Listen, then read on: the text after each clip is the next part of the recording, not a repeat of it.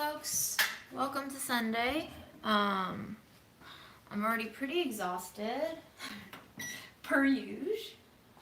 Today we walked quite a bit with Grandma to the farmer's market and sat with her outside. She is seemingly ready to die, but also seemingly not willing to die, so that's where we're at.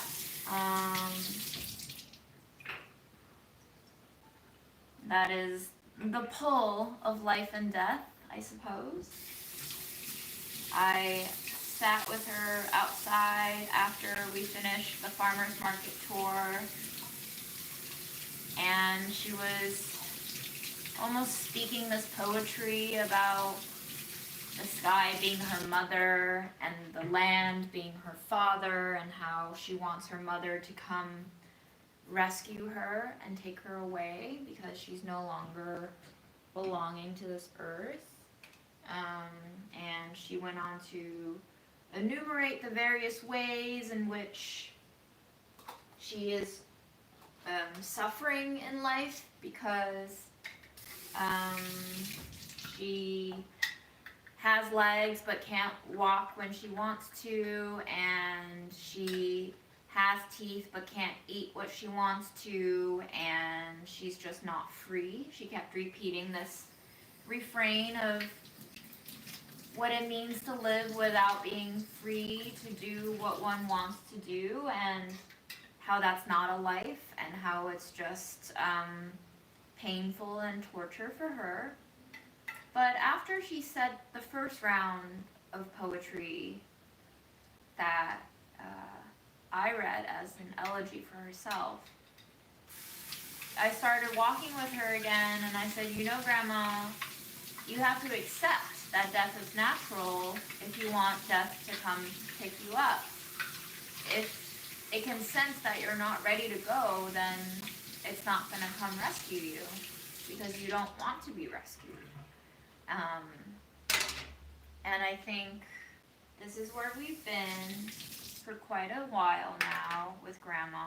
Even before Mom has died, Grandma has always bemoaned not being able to do what she wants, go where she wants, eat what she wants. And that was before her current state of aging and decline. So, you know, I think Grandma is just using this poetry as a way of depressurizing herself, and I just let her talk. I stayed with her for basically 2 hours today, and at the end, I was getting cold outside. She was getting cold outside, even though she refused to acknowledge it until we went in, at which point when we did go in, she started saying, oh man, my legs are so painful. And I'm like, yeah, that's what you get for sitting outside and doing nothing for 2 hours. So it's good that we're going back in, right? And she was arguing with me because she wanted me to just leave her outside and I could go about my day and she can stay outside. But, you know, I can't do that. It's not going to work. And so we rolled her back in to her room, and I'm starting to develop skills of, you know, timing my persuasions so that it calms her a little bit. You know, I started pointing out the good parts of going back inside, like her legs can finally rest and be warm now. She can give them a little massage and make the pain relief itself with breathing exercises and all of that. But that's aging. I know I said that I might do cake, but I actually don't feel at all like baking cake anymore. I thought that's what I wanted to do about 2 hours ago, but I think now we're gonna prep some broccoli, wash some veggies. I'll eat my second lunch, and I think we'll make the dough for some mantou, which is Chinese steamed buns, which Grandma has been asking for, which I don't really have time for on a daily basis, but I'm gonna go pull up someone else's recipe so I don't fuck it up as much, and see where we get with that. It involves yeasted dough, so it's gonna take a while to actually cook fully. But you know, let's give it a try. Grandma's been asking for it, so I'll do my best to accommodate, and we'll see.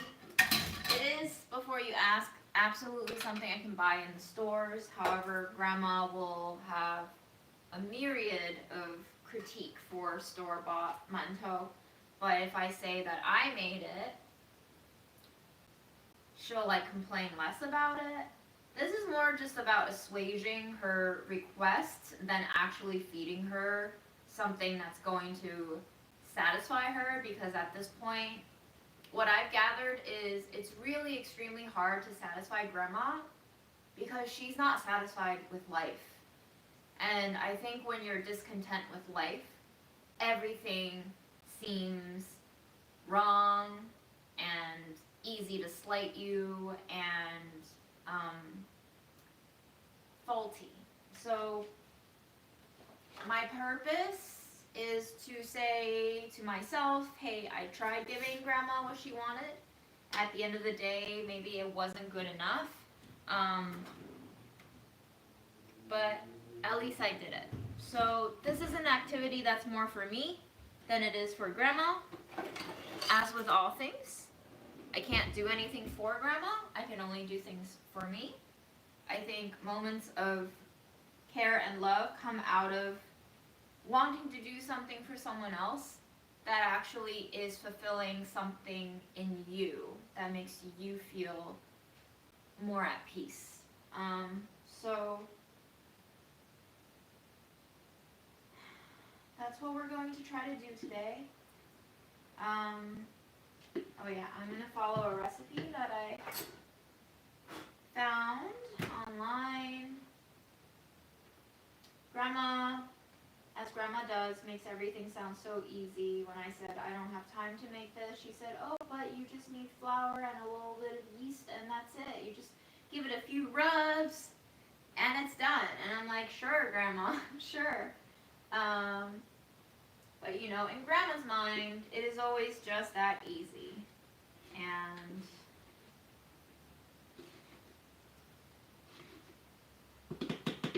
there's really no arguing with her anymore, so I don't even try. I learned, guys. I learned when to give up. So 250 grams of all-purpose flour plus a teaspoon of instant yeast and 3/4 teaspoon of baking powder,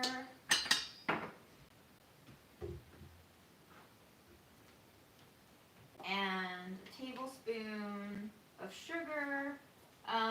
There's no salt in this recipe, but I'm gonna go with a little bit of salt because I've made unsalted bread before. It doesn't taste good at all. So a tablespoon of sugar and 130 grams of lukewarm water, which my flour is pretty cold. So I'm thinking I can probably heat up the water a little bit in the microwave.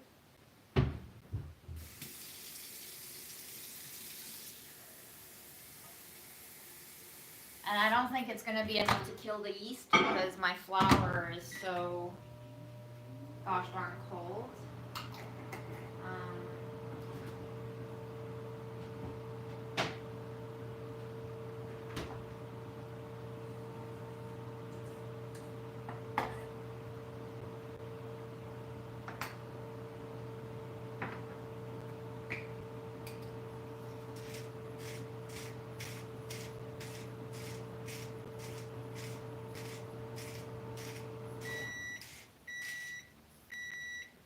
How many Mentos does this make?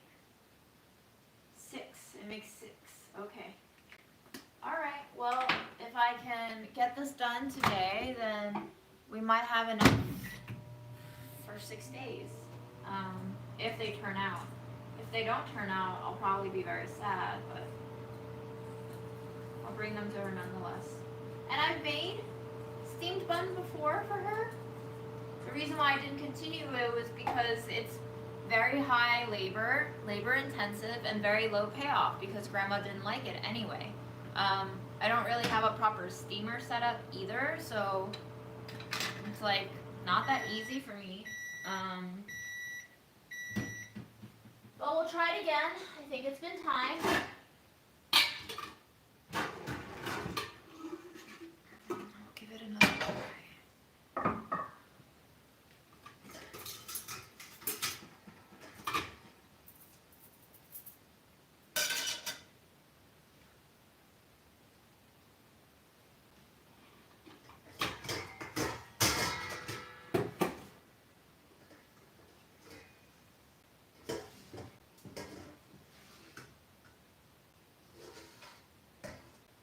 You know, I think the steamer that I used to have is no longer with me. I wonder if Erin has it, actually. Okay, well, we'll have to make do with what we have.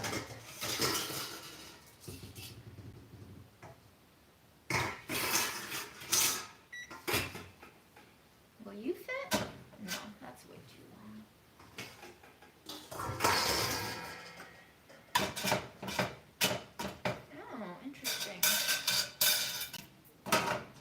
Interesting concept. Okay.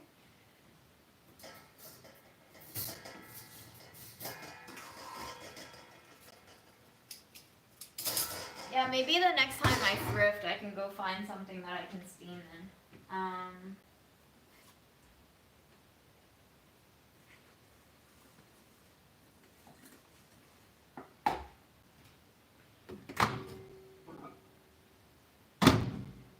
It's not that hot, it's fine. Stream in the water gradually. Alright, let's go with 46 grams.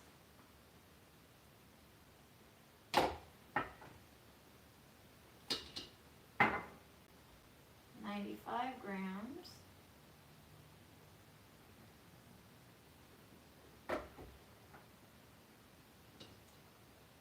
$138 grams. A little extra water.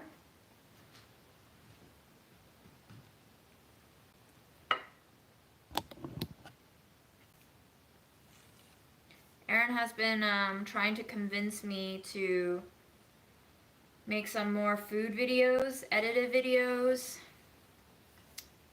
because he says can't do Palestine 24/7, and also people miss your videos. I don't disagree, but I'm still waiting for the desire to come back to me. I think I'm trying to honor my leanings a little bit more this year.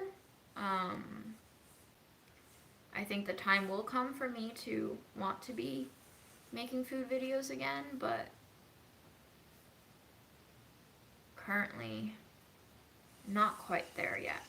So I don't want to force it, because I've learned that forcing myself might work in the short term, but never works in the long term.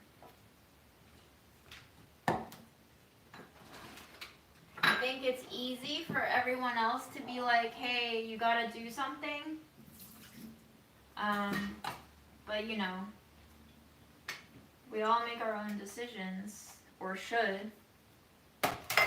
And I think too few of us maybe are used to or have the privilege to be able to make our own decisions more of the time.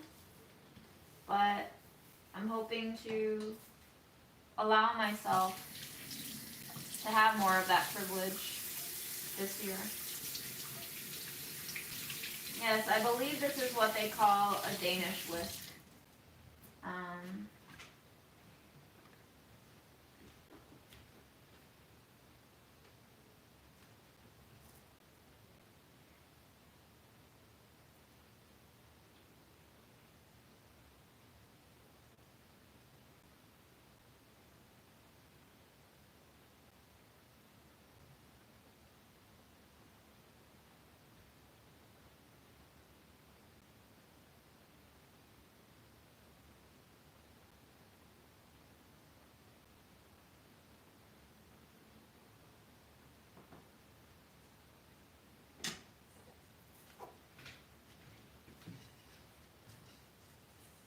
don't you come over with me? So I can knead on the surface.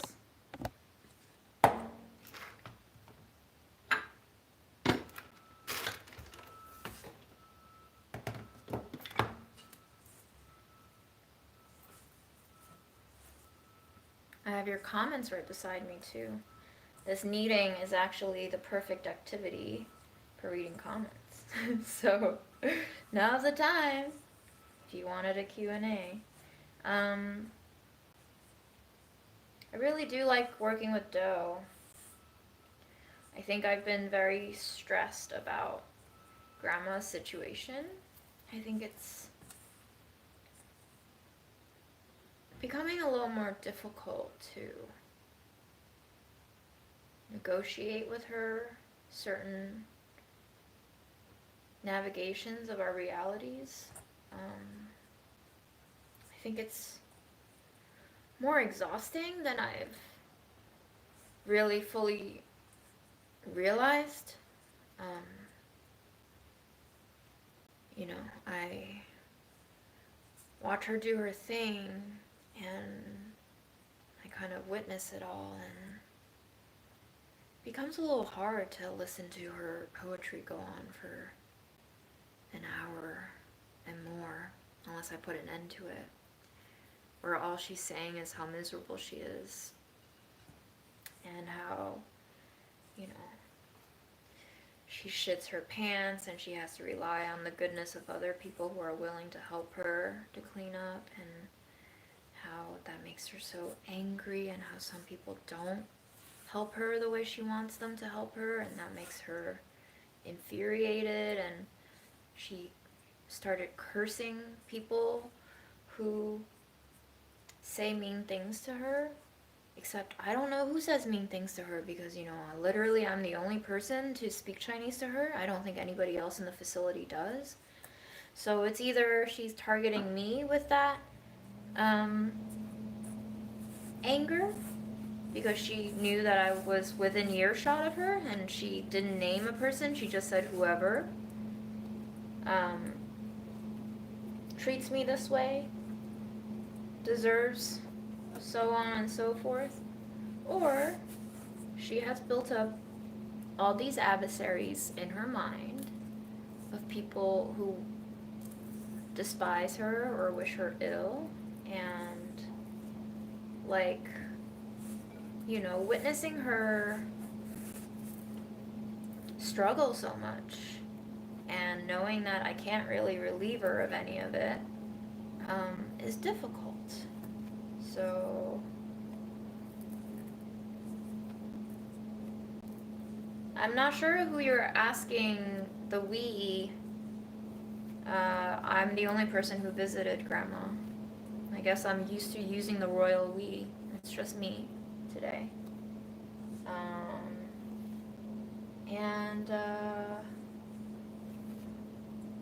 I came back home after I finally wheeled her in, and I just put down my bags and I started crying. And you know, lately I've been crying a lot. So I've had a lot of practice, one might say, in crying this past month, and I've reached that stage where I don't even try to stop the tears anymore, because I've realized that at this point, at this energy level, at this level of loneliness, that the best thing to treat myself with is just to let the tears be whenever they want to be. And I, in turn, become a witness to myself as I experience these emotions and reactions. And that helps me avoid judging myself.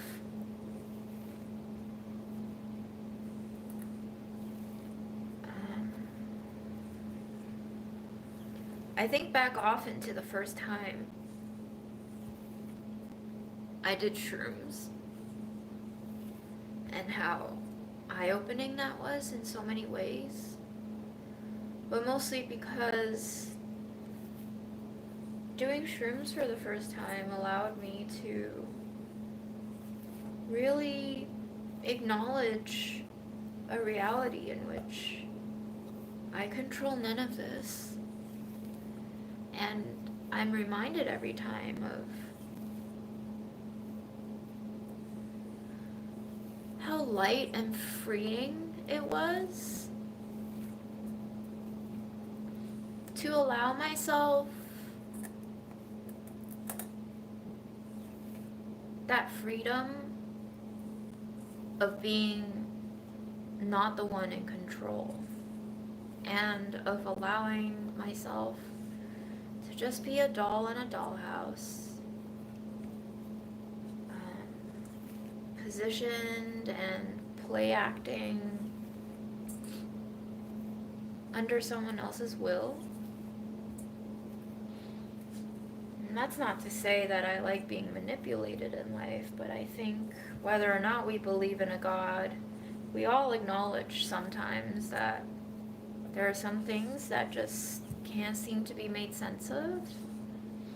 And there's really no arguing for justice, fairness, or reason when all of those concepts are artificial concepts to begin with. You know, I think one of the biggest lies that teachers told us in elementary school was the concept of fairness. And in middle school is where that lie became debunked. And slowly over time, in high school and college and beyond, we learned in all the following environments that fairness actually doesn't exist, and the world does not function under fairness. That fairness is just a concept that we created for the purposes of instilling artificial order where there is none to be had. And for the people who were educated this way and taught to believe in fairness, we became the class of people who lived our lives upholding these abstract, artificial ideas that were not created for us. And so I think about this every time when I talk to my mom's coworkers or, you know, friends my age, and they're like, "You visit your grandma every day? You're so good. You're such a good granddaughter." And I think about how that means that most of us wouldn't do this, right? And so we think about the ideals of what's good, and we use it to label things that we ourselves find difficult doing. And I think about the cognitive dissonance that must occur when you believe in the inherent goodness of things and actions, and you can't seem to be convinced to do it, at which point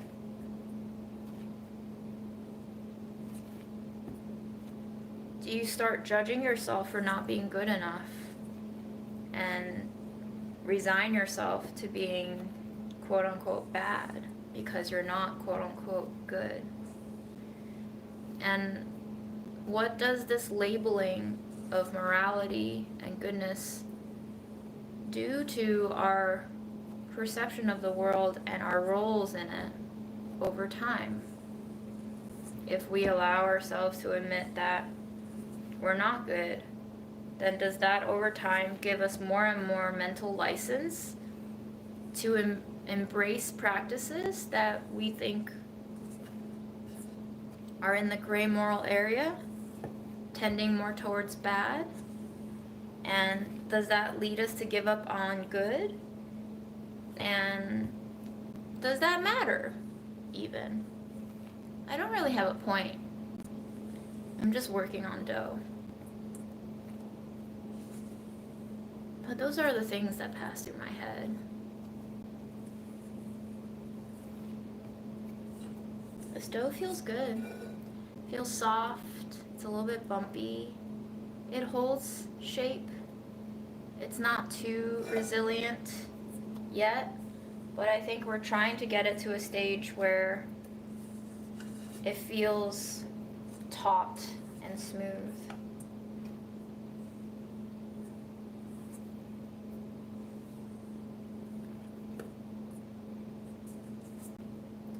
So Grandma is currently on 2 meds, I believe, or 1 for depression, but I don't think she actually has really depression. I think she has a history of psych disorders that, you know, she's experienced auditory hallucinations before, not just once, and as she gets older and deals with seemingly what is probably dementia, it's just going to worsen.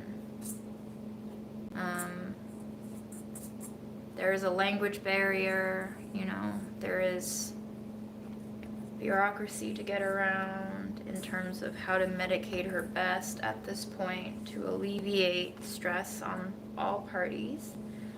Something that we're negotiating. Grandma is in the same place before I moved. She used to live with my mom, and after my mom died, Grandma got really sick one day. Happened to be Mom's birthday, about a week after Mom passed.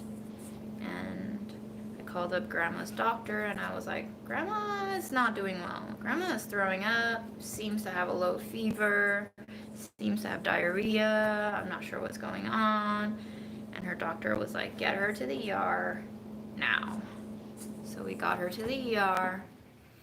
And this was still during COVID, so I couldn't stay at the ER. I was like in limbo, going back and forth between the ER and my mom's house, trying to take care of things while Grandma's sick with God knows what. And 2 days later, we find out that it was an E. coli infection up the urinary tract that infected her kidneys and then became sepsis, which is infection in the blood.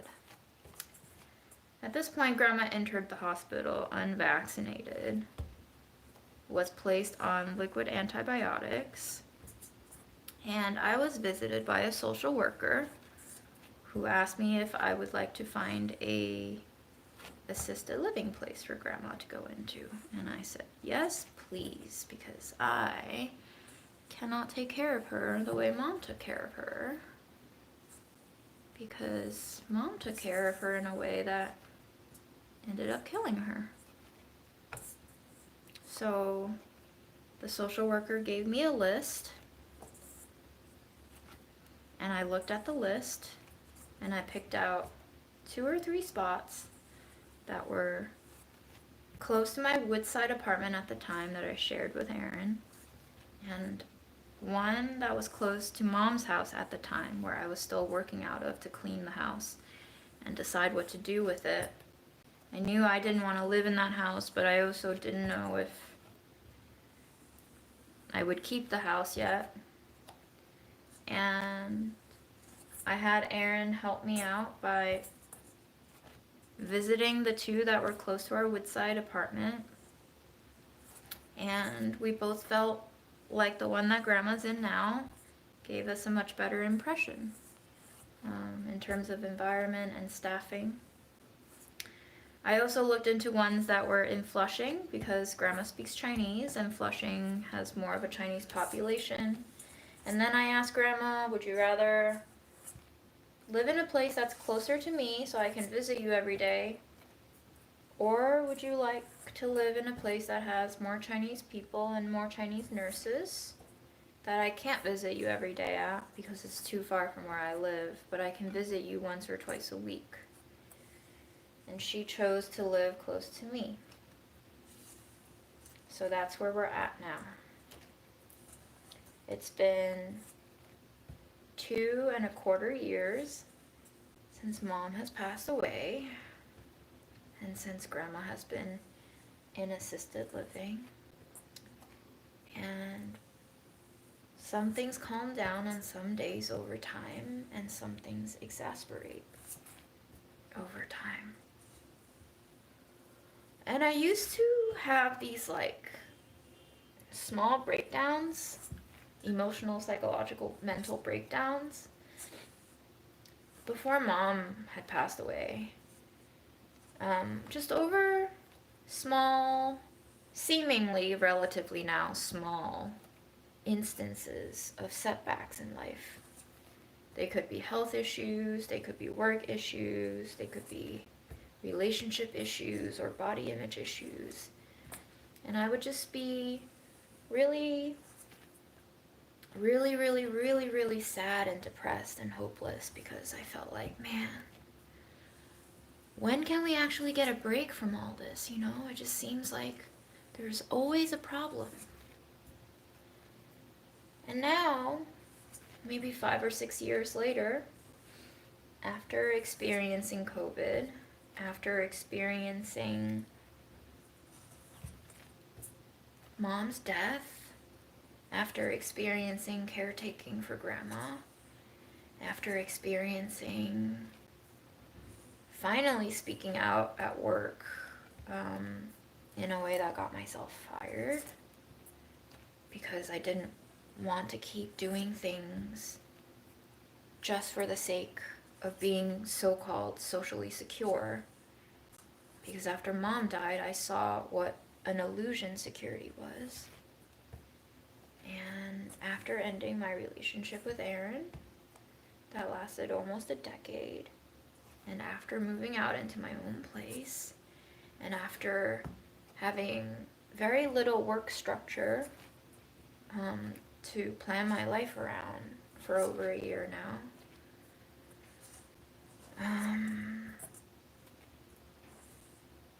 I realized that life is just a series of challenges. And I think if I'm always aiming to just solve the issues like they're things to cross off on a to-do list, that I'll never feel accomplished or satisfied. Because like all to-do lists, they are created by me. And I want too much. And as long as I keep wanting too much, the work can never be finished, and I can never feel satisfied. And while I have no control over what issues pop up in life sometimes, I do have a certain degree of mental possibility where I just allow the problems, as I see them as problems, to exist without having to solve them, without having to have an answer to all of it.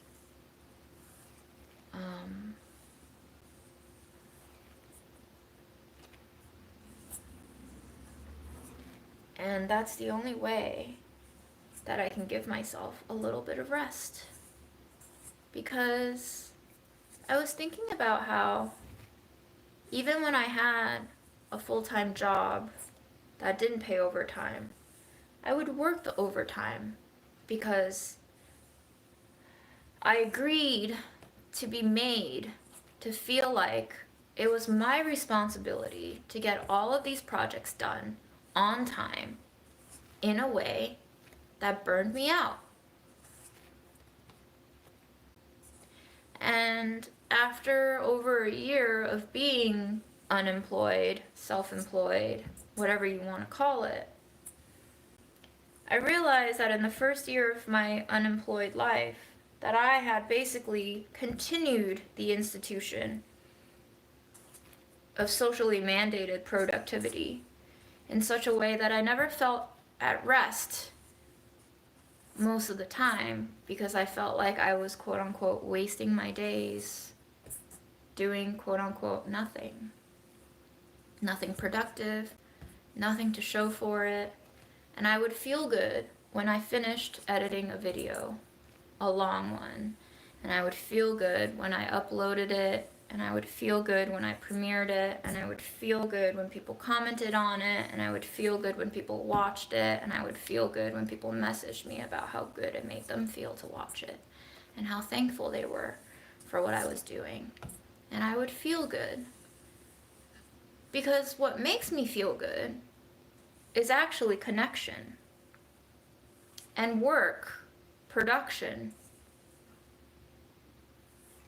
was a way for me to feel that connection. And I think this is kind of what our society is at right now, where we're using all these institutions of productivity to get us closer to connection. And in the meantime, we're wearing ourselves thin by going down these roads that have been laid out for us. But if we choose to abandon some of those societally encouraged paths, we might be able to find connection, bypassing all these quote unquote necessary steps to success. And that's what I'm trying to figure out now. How do I try to establish a relationship with myself in life? By witnessing death and all the various forms and shapes it comes in. And keeping in mind that not all deaths are legally defined. Not all deaths end in someone being deceased biologically. That death is ongoing. How do I navigate this experience of witnessing in such a way that I can find connection and beauty in something that is so currently difficult to absorb and digest?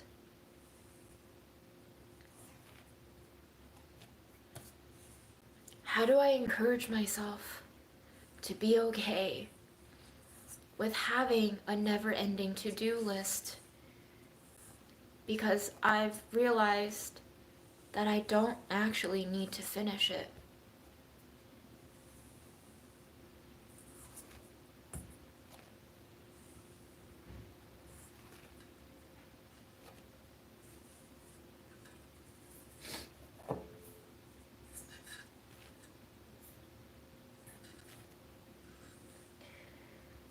KCS asks, do you believe thoughts become things? And I'm not advocating the power of positive thinking, more so the untapped possibilities. I think thoughts do become things. I think that is basically the definition of my favorite word that I learned from college, which is reification. REIFICATION.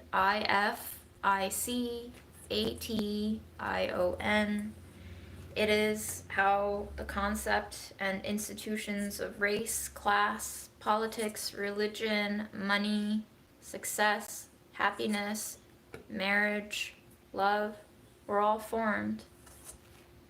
We are a species made of thoughts, turned into things, and now we have begun to let the things control our thoughts.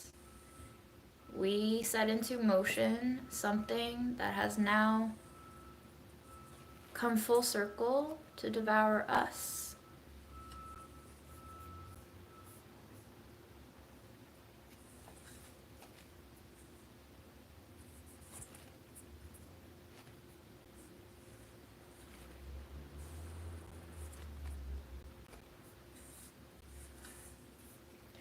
I have seen my therapist this year, just last weekend actually. It's really helpful. We talked about rumination and anxiety and second guessing myself. We talked about true self. We talked about sitting with our bodies and experiencing the physicality of existence over mental rumination.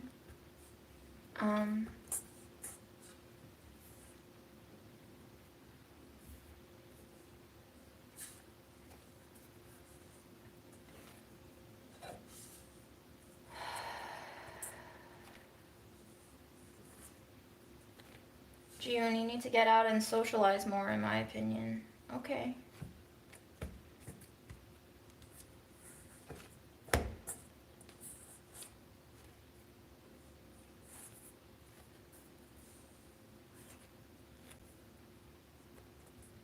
Have you ever considered treating your experiences through the lenses of trauma? Because your feelings all trace back to that year of big changes all in one go. I mean, we are all undergoing trauma. Different kinds of trauma, different degrees of trauma. Trauma is what makes our constitution. We survive trauma. That's what life is. I think, if anything, witnessing the people of Palestine has taught us that. How do you live through generations of ongoing trauma and still survive it? And still resist those who try to erase your trauma and erase your presence and erase your truth? What would come about after interpreting my experiences under a lens of trauma? Would it provide anything different?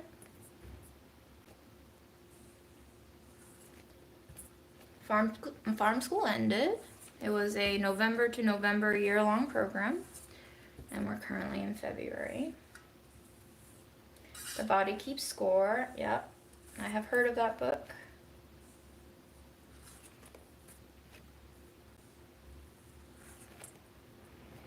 Do you think taking time to think is a good thing, let your ideas out, or a bad thing, rumination? I think exactly. You labeled both the good and the bad, quote unquote good and quote unquote bad. Rumination, I allow it sometimes. It's like eating junk food, you know, it can be enjoyable and it can be necessary, and sometimes you just have a craving to ruminate.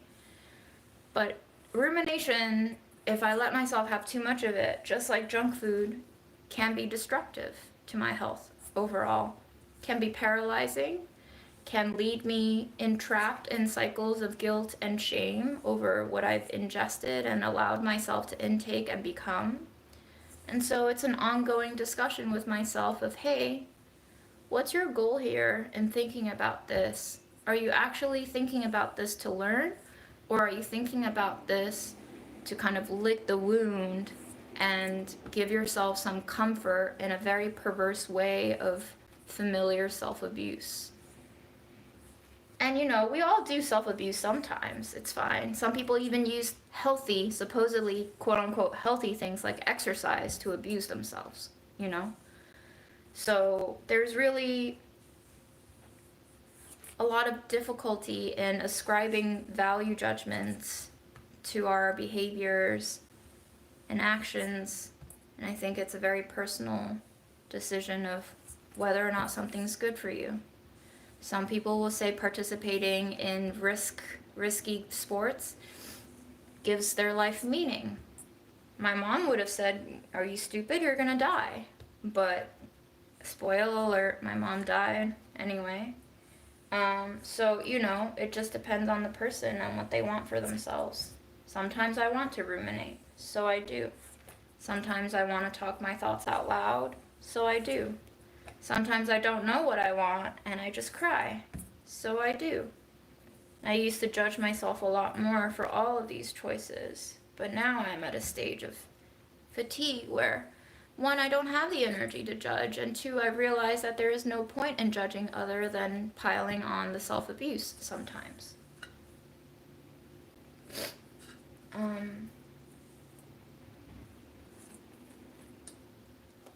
You're using my channel in your life skills curriculum? Oh, good lord. That sounds important. I don't want to fuck up anyone else's lives, but I hope it's useful. Thank you for including me. What's a great book, movie, article where you gathered a conclusion and applied it to your own life? Wow, there's so many.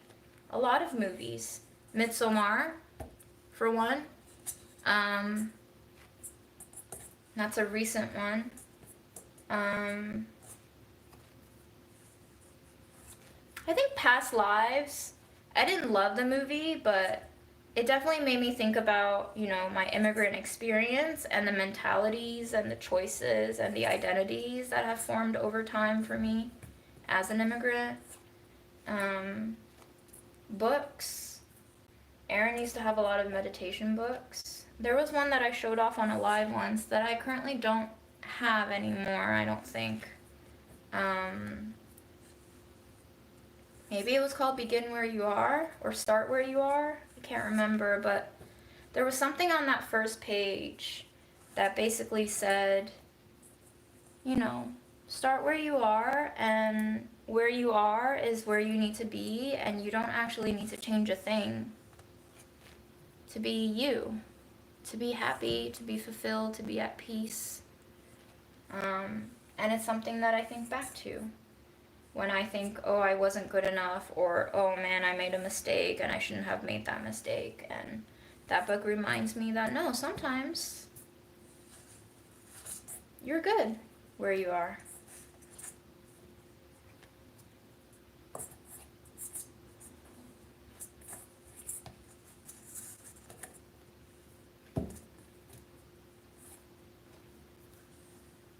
Does my left arm need a break? Not really. But I will take one because the dough is getting taut, but I think the gluten can rest on its own for a little bit while I prep other things.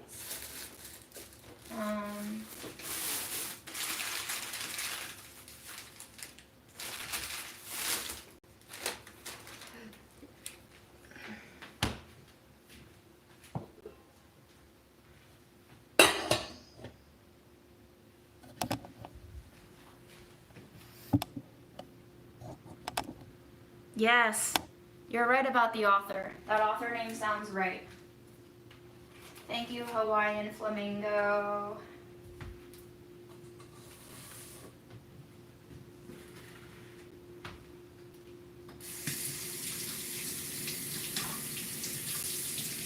Layla, you watched Midsommar after a painful toxic breakup. You broke down because you felt like you would never be free. Free from what?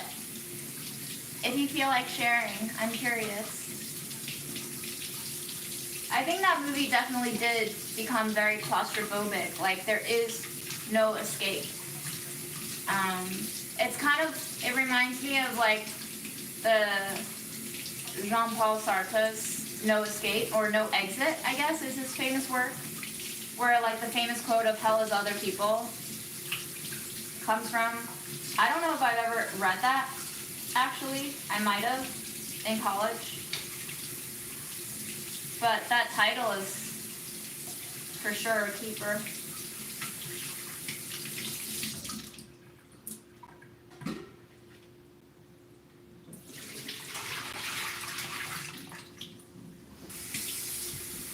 I bought a bunch of broccoli for $1. So we're gonna prep it and we're gonna eat some of it, possibly with my lentils. And I'm thinking I'll just microwave it, probably.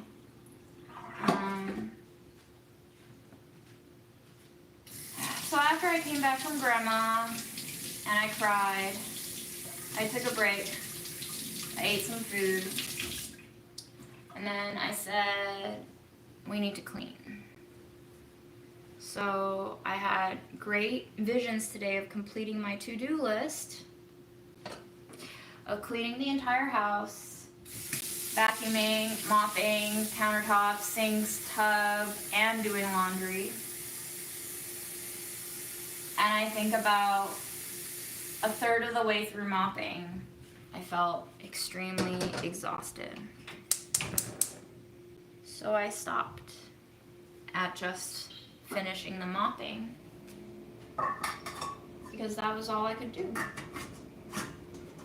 And that had to be enough. So it was enough.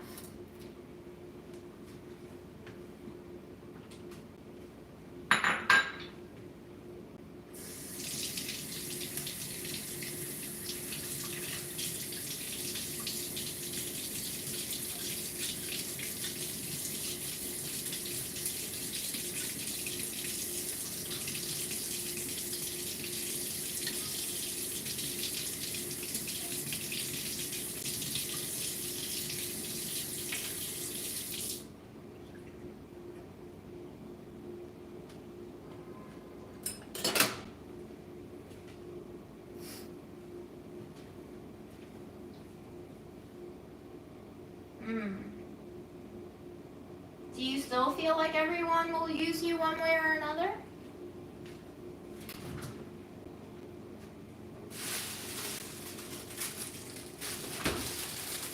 Actually, I want to eat something on the stream. That's been sitting in my fridge for like 10 days now.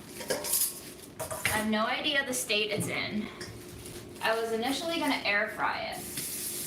Should we go through my original intention and air fry this tiny little half corn arepa cake thing?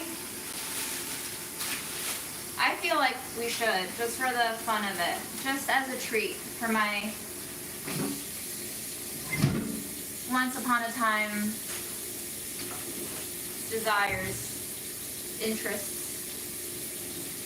Sounds stupid. Feels stupid.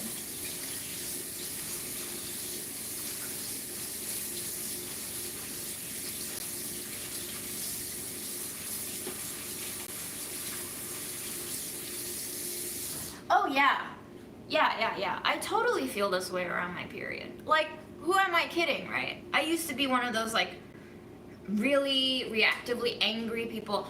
Although, granted, Aaron would say it in such a way that it would inflame the anger. But, you know, whenever people point out whether or not my emotionality had to do with my cycle, I would be like, that's so sexist of you.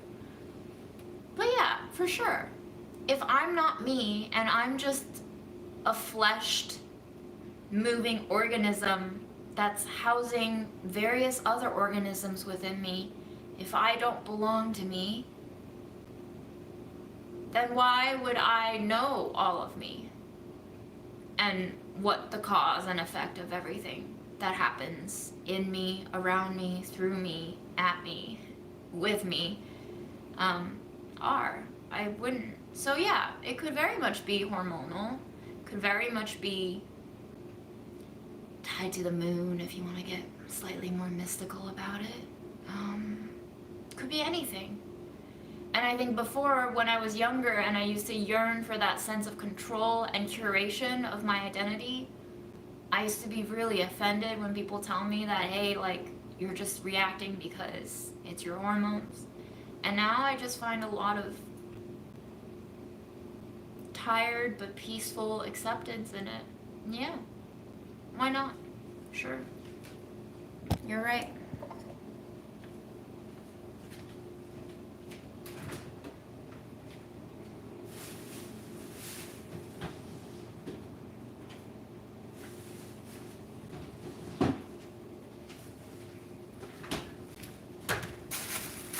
This is a half of a corn arepa that I got.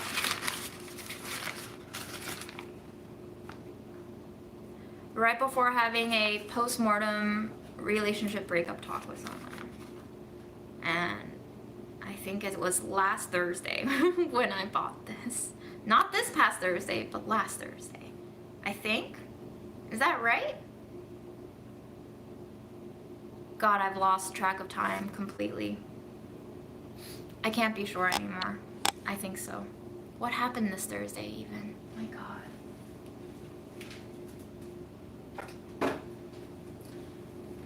This is a compulsion. I have to check. I have to check what happened.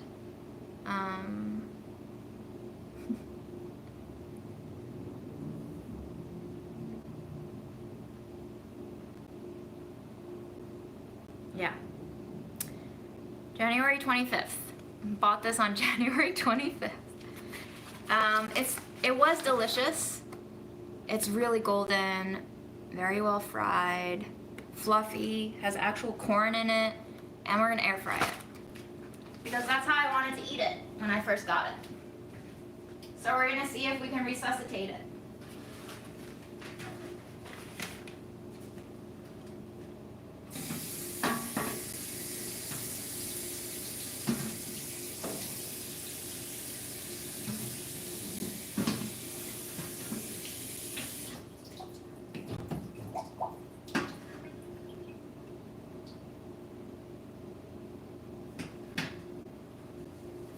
Nobody get offended at anything today, please.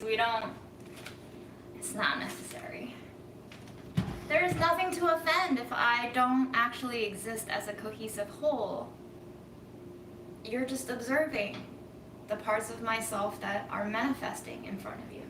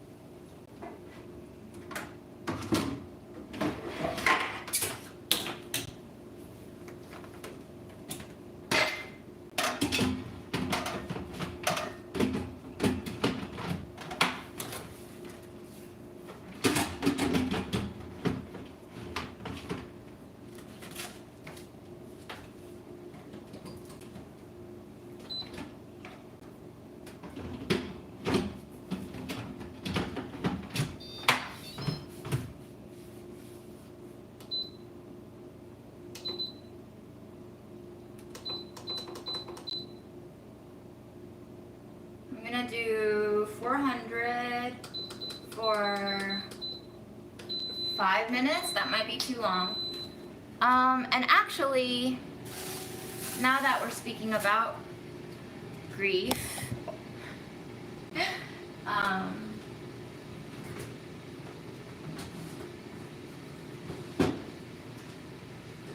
one of the things that I have is this really expired bloated package of goat cheese. It expired last October. Ooh. Do we think it has potential to kill me?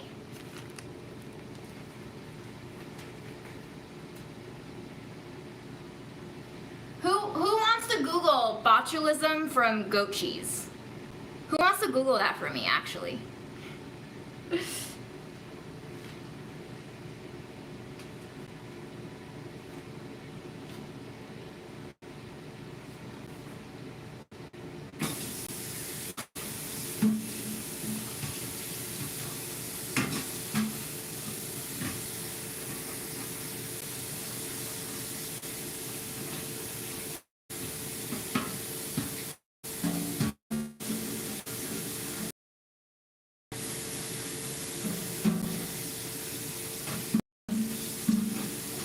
What if we bake a cake with it? I was thinking, what if we bake a cake with it? Should we bake a goat cheese cornbread?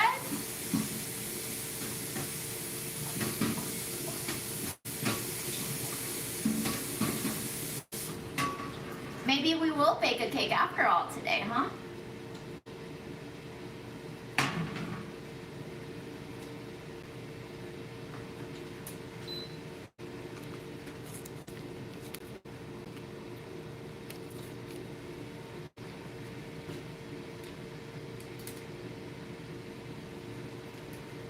Alright, even if we don't eat it, let's just open it, okay?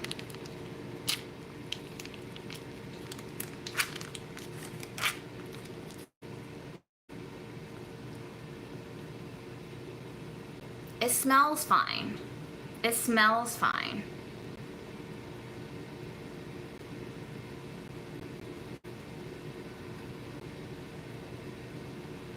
You want to vote?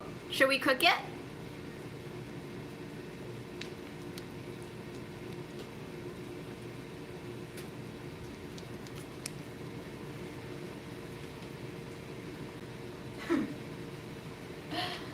Will this be the first time we trash something? Is anybody actually Googling for me? Cooking loaded goat cheese.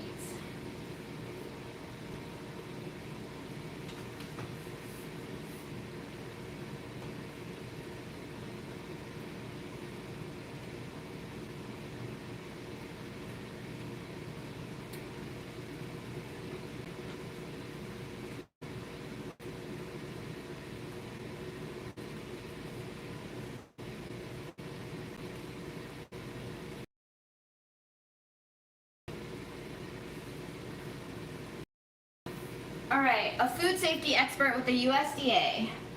Bloating of meat, poultry packages can happen for various reasons. Not all of them pose a risk. Some meats or poultry are packaged in MAP or modified atmosphere packaging. Carruthers explains that MAP is a packaging method in which a combination of gases is introduced into the package during processing. It can add a little bloating or swelling to things like meat, seafood, salad mixes, or cheese. In this case, there's likely nothing to worry about. The purpose of these approved inert gases is to extend the shelf life of the product. On the other hand, Carruthers says some bloated or puffy packaging can pose a serious risk. Swelling can occur in packaging due to gases formed as a result of spoilage taking place. Bacteria growth can cause gas formation.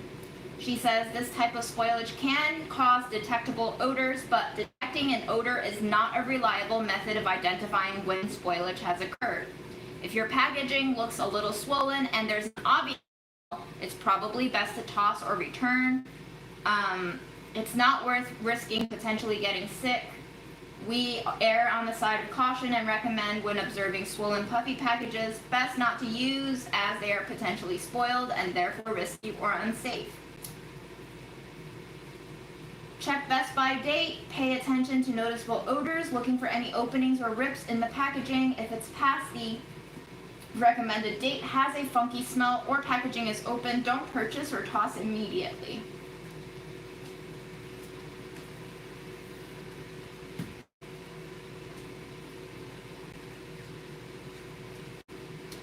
What are the pathogens that can't be cooked away?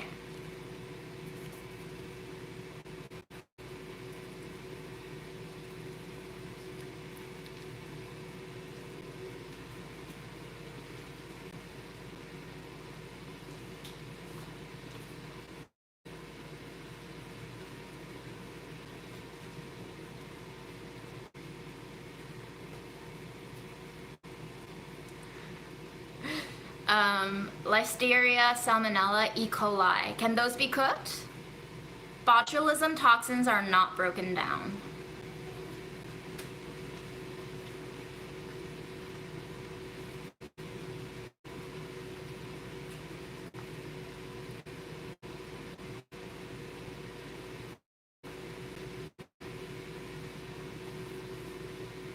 Spores are heat resistant. Toxin produced by bacteria growing out of spores under anaerobic conditions is destroyed by boiling. Fascinating. Boiling. Huh. Only cooking or boiling food destroys botulinum toxin. Freezing does not destroy the toxin.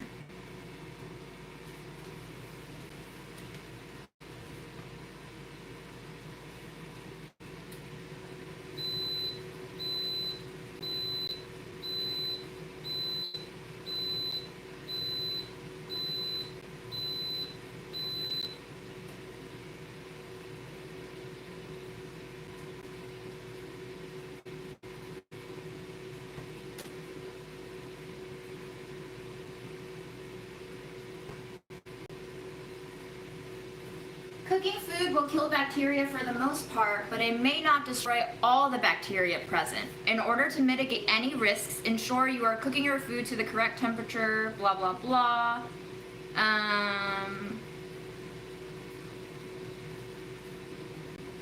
Many bacteria have an adaptable cell wall that become resistant to a particular attack mode.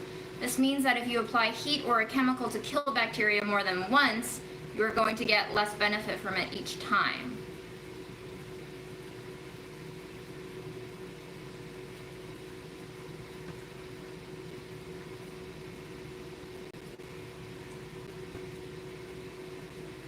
I think this is mostly about meat.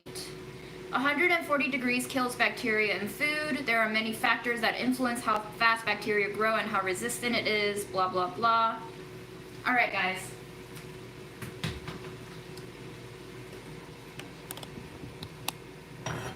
We're going to cook this goat cheese on the stove.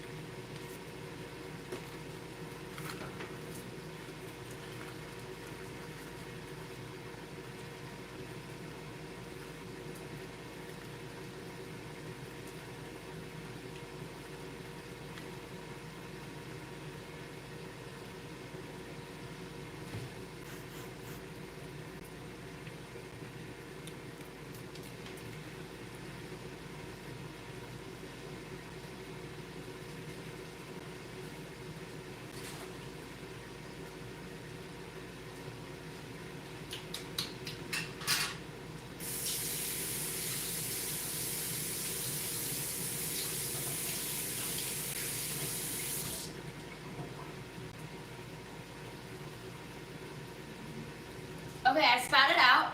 The little taste that I had doesn't taste spoiled.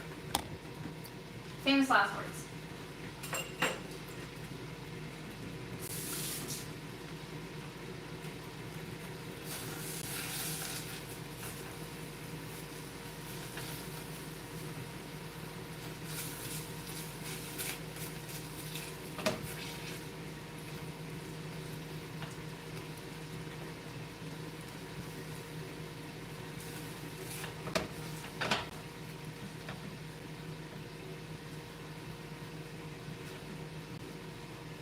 Yes, it's ginger in the other pot. Just boiling some ginger tea for myself.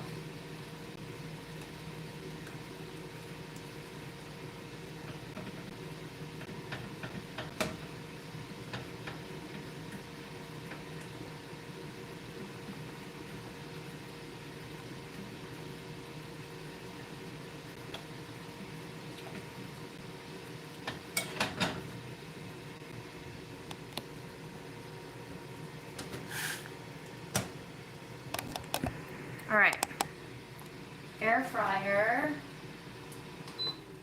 is done. Very toasty, very, very toasty.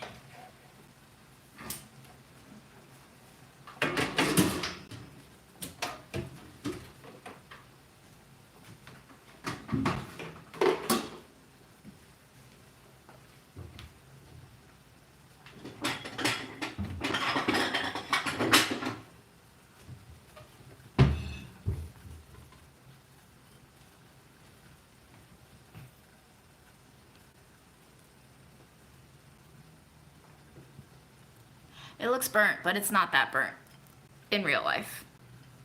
Like this part looks black on camera, it's just a really dark brown.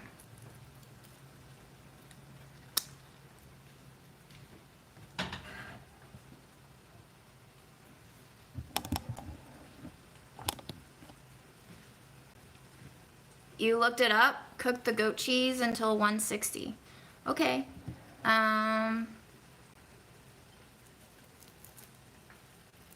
Ooh, it's hot. Ooh, it's crispy. Hot and crispy. Mm-hmm.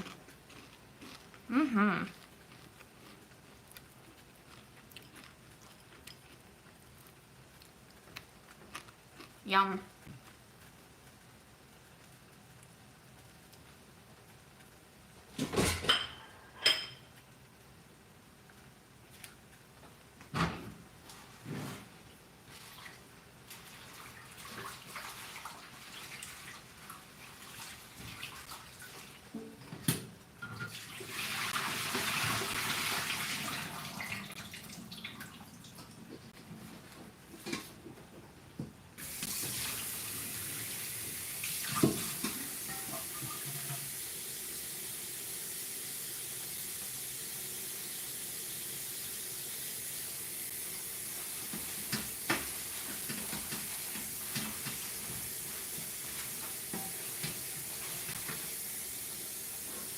Every day is fridge clean out day.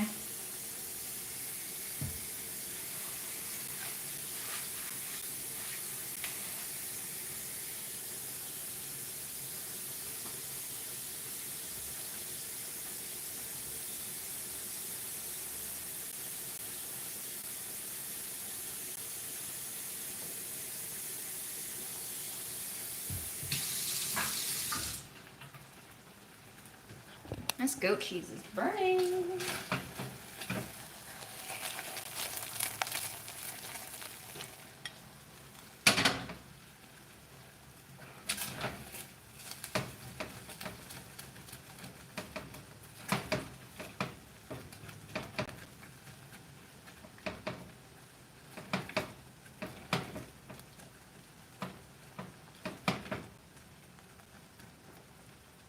Do you think I can pressure cook a cornbread cake?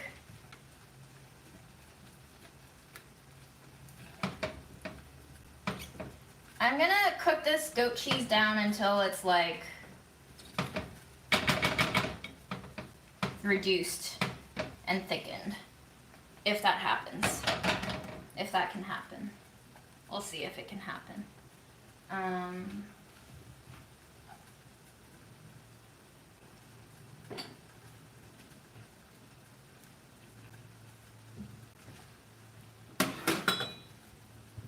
In the meantime, I'm gonna eat my corn pastry with a little bit of cream cheese because this packet is opened and it's going to turn bad soon, I'm pretty sure.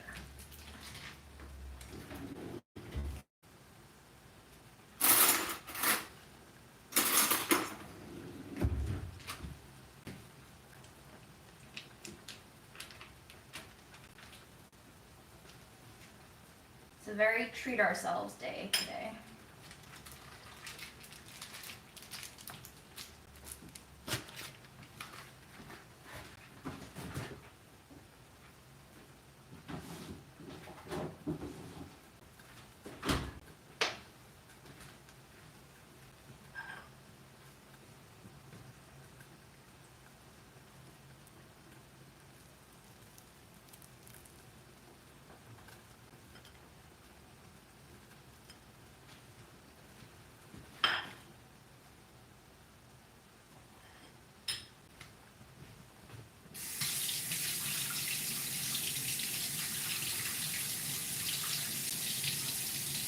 Oh, I still have my favorite spork, of course. That's one of my favorite presents I've ever gotten.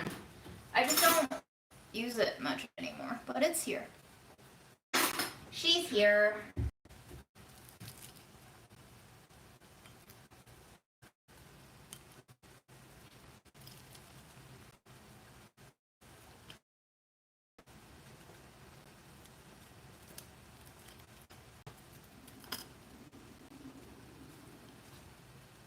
Cheers, y'all.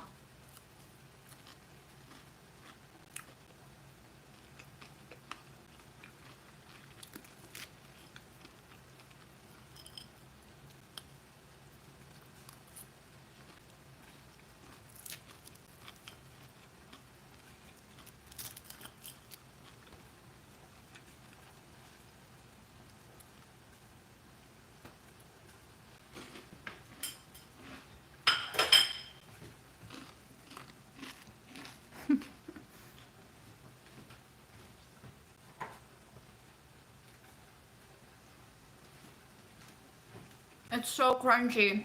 Air fryer was a good move.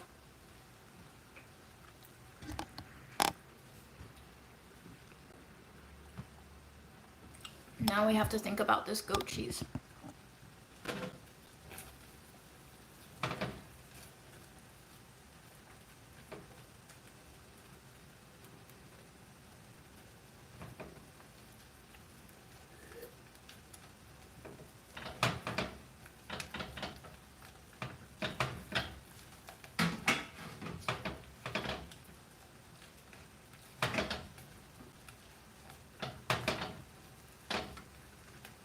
I'm thinking like a ginger flavored goat cheese cornbread cake pudding thing. Does that sound good to anybody else or just me?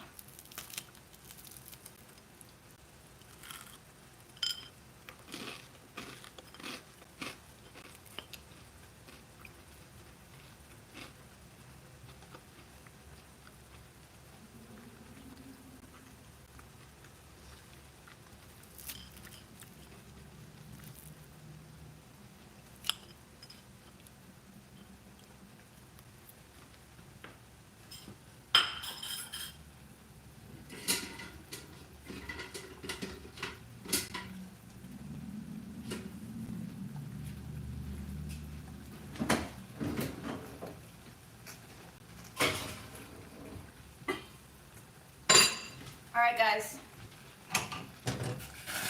We need to rework this dough again.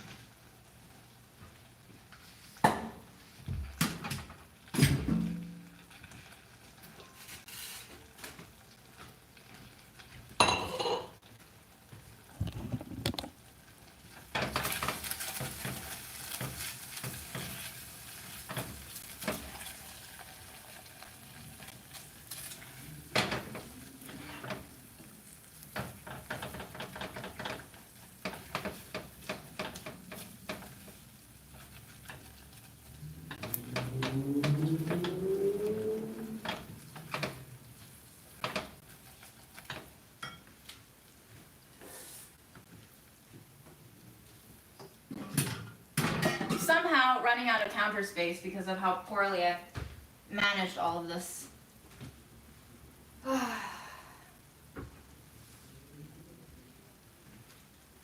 But we're gonna wash our hands. We're gonna dough it up.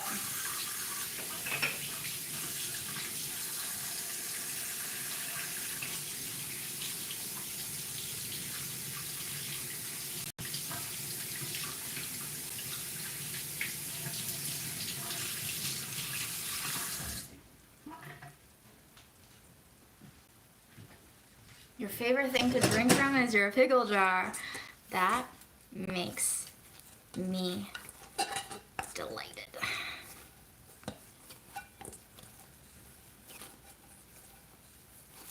So much smoother already. Just a little rest.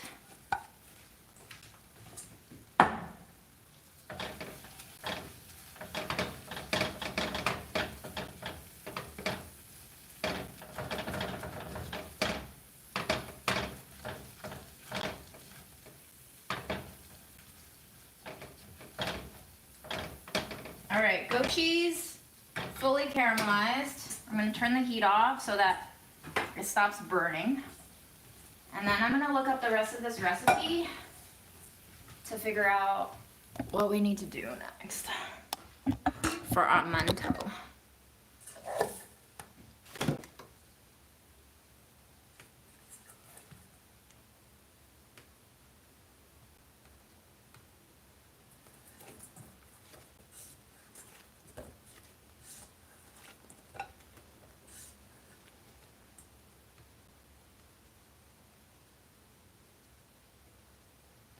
Okay, we can make it into 6 or 7.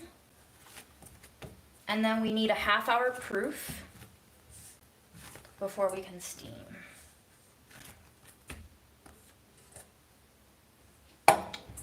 So, let me see. It sucks that I don't really have a steamer because now I have to see what I can use.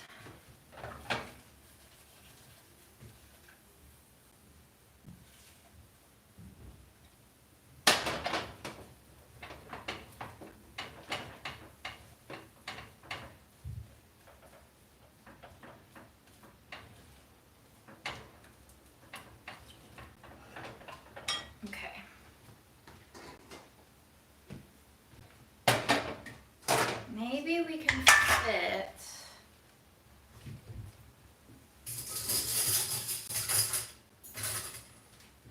this and a plate. What plate can fit?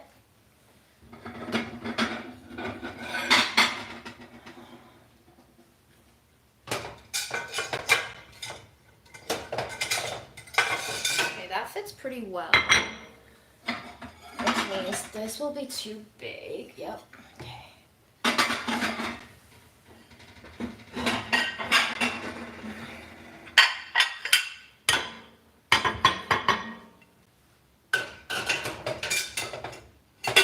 That's gonna crack in there.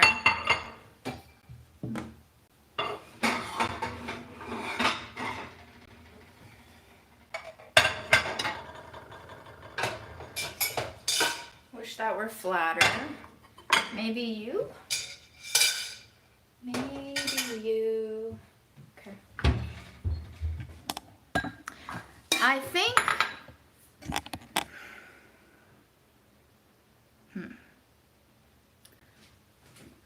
I think I'm gonna.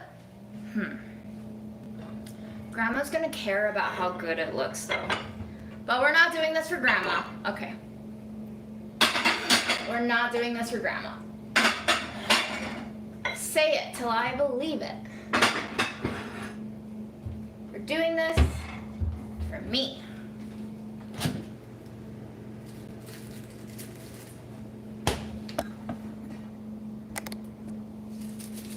Parchment paper down.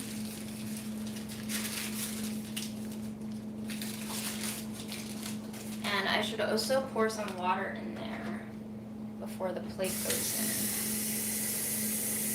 Because that'll be hard to do once the buns are proofed.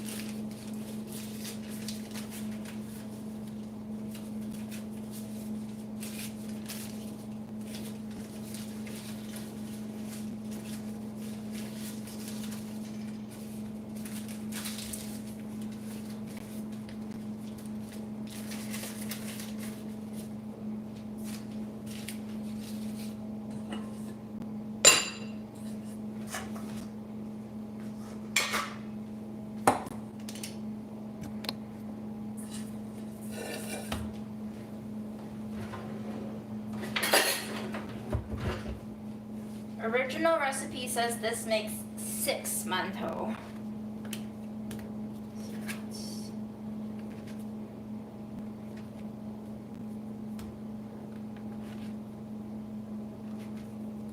Maybe I need to have 2 steamers going. Maybe that's the only solve I can do. Anything for Grandma, am I right?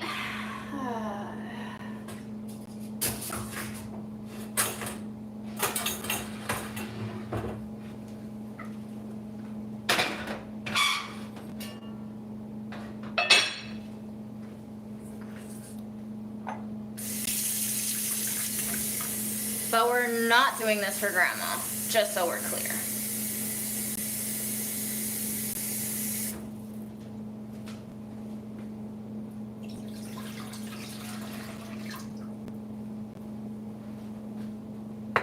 Yes, we're doing it for ourselves today.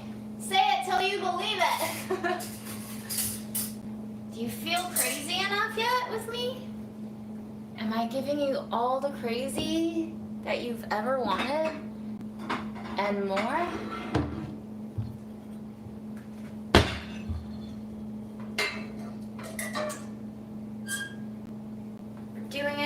ourselves. We're doing it for ourselves.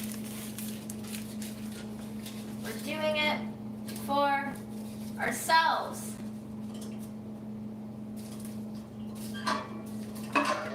My base is not stable.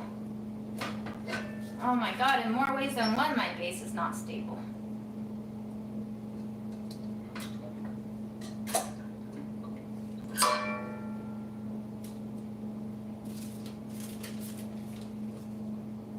Doing my best, y'all. Doing my absolute best. For myself.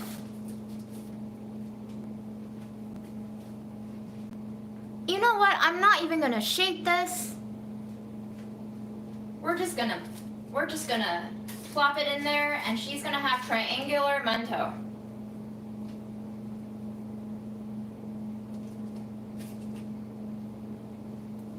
That's it. Triangular mento.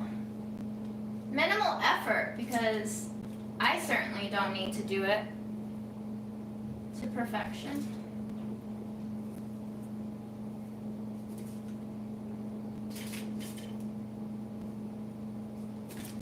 All right, now we set a timer for 30 minutes and we wait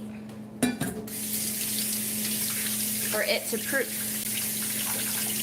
And we're going to lid them so that they don't dry out. Unless you're supposed to let them dry out, IDK. IDK. Who needs a steamer, am I right? We're gonna eat snacks in 30 minutes and we're gonna bake that goat cheese cornbread steam cake thing that's gonna kill me.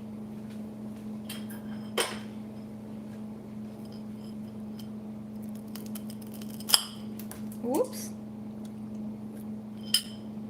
I just mopped too.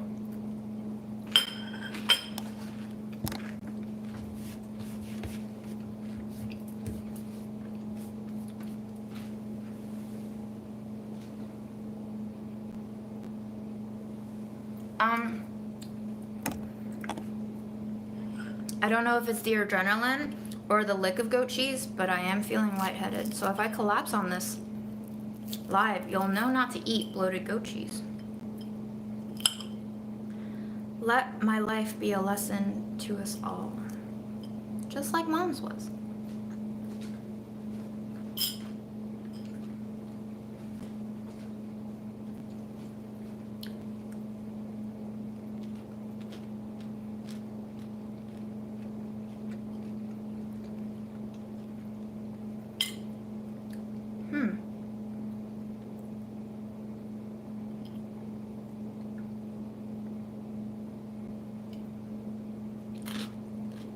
I was featured in a German show? How recently?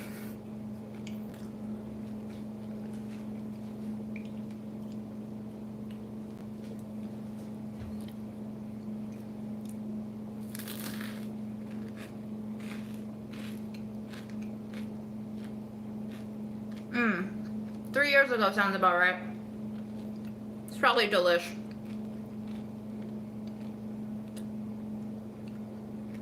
Not delish? Oh. Interesting. This is amazing, y'all. Air fry all the pastries.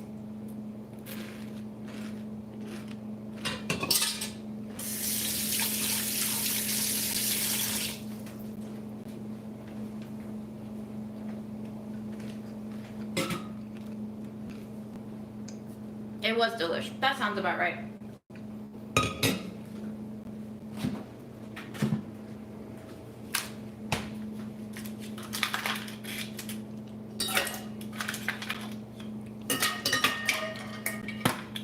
I love, that was for my sourdough. What was the German TV show about?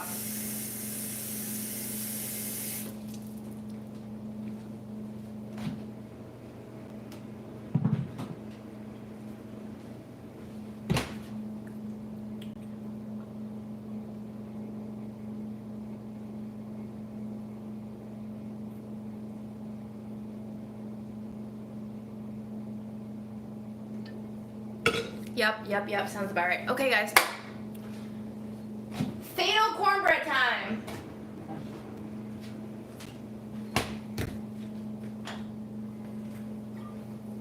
It's like, no joke, caramelized, because there's like burnt pieces in it now. So it almost looks like dulce de leche in a lot of ways. Just got that like creamy brown color now.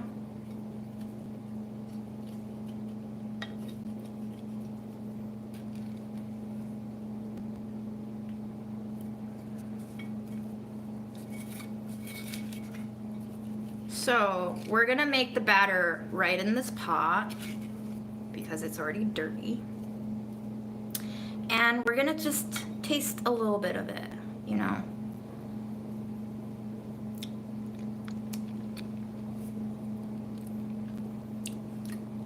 Super grainy now.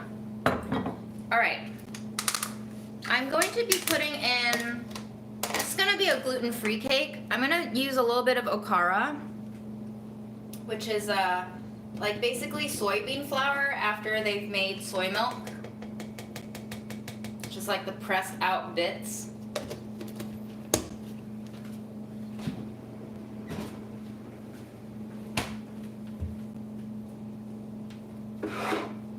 And we're gonna do a little bit of cornmeal.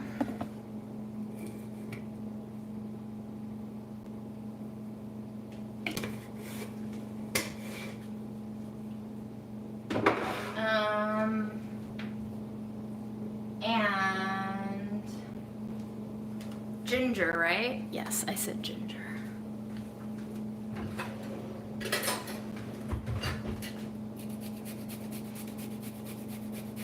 Fresh ginger.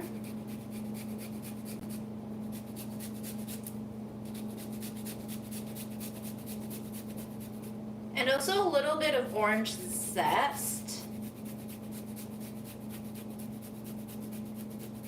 And some of our grape juice, or grapefruit segments, not grape juice, sorry.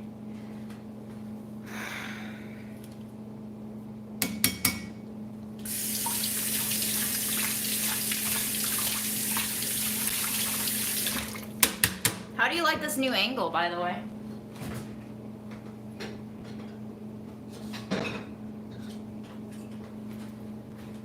It's gonna be a true trash cake. I'm gonna squeeze in a little bit of lemon juice out of this. This is a really hardened lemon. Uh-oh.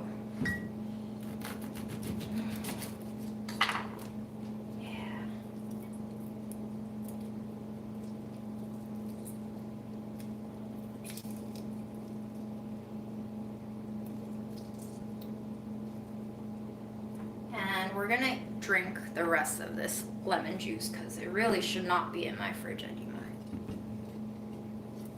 Yeah, my dad thought the grapefruit in my thumbnail was also salmon. It's actually from an Instagram post that he commented. He was like, it could be pomelo or grapefruit, or it could be fish. And I was like, uh-huh, yeah.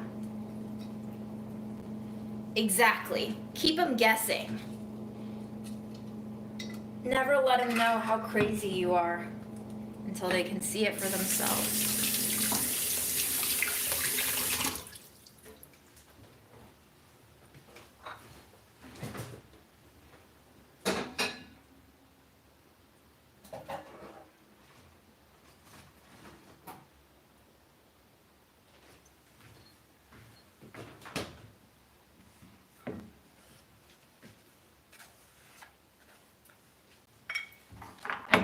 A little bit of olive oil.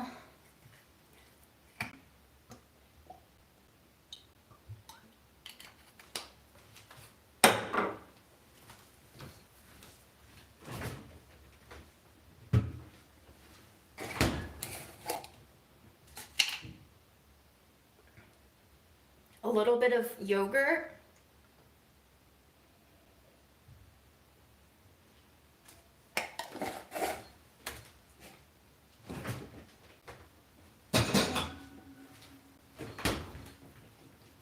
Grapefruit,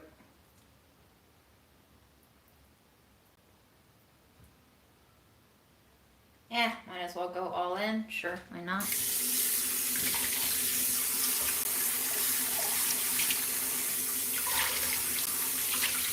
How long do we have to pressure cook this for? Ooh, how about black pepper? You're crazy. Yes, I love you. Purple pepper.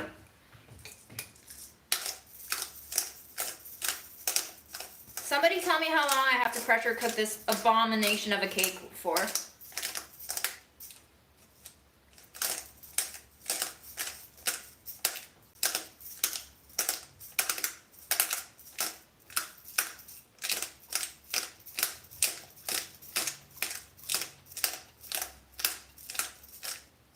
We need to go in with a little bit of baking soda and powder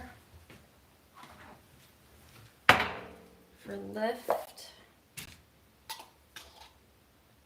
1 teaspoon, actually 1.5 teaspoon of baking powder and like a 1/4 teaspoon of baking soda.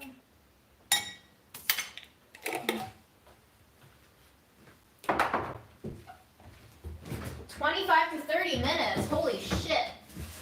It's a long ass time, y'all. Jesus Christ.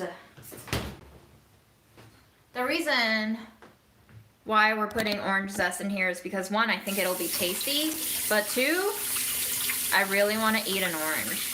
I've been wanting to eat an orange. And I couldn't quite just let myself have an orange without also using the zest.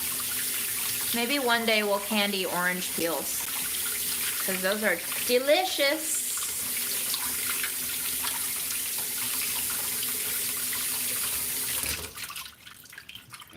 This orange smells sweet.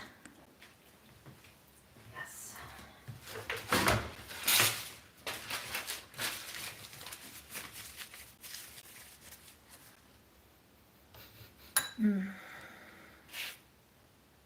Yes, okay, good zest. Delicious zest. If this cake kills me, at least we hope it's a tasty fatality.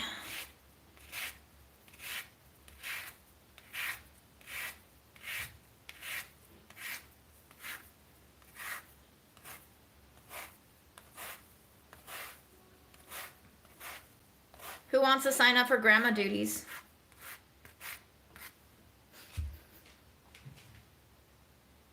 You know what? We should add a little bit of sugar in here, huh? Let's get a little bowl. Get a little sugar. Cause it's gonna taste nasty without at least 1/4 cup? 1/4 cup of sugar? A little more? 1/3 of a cup?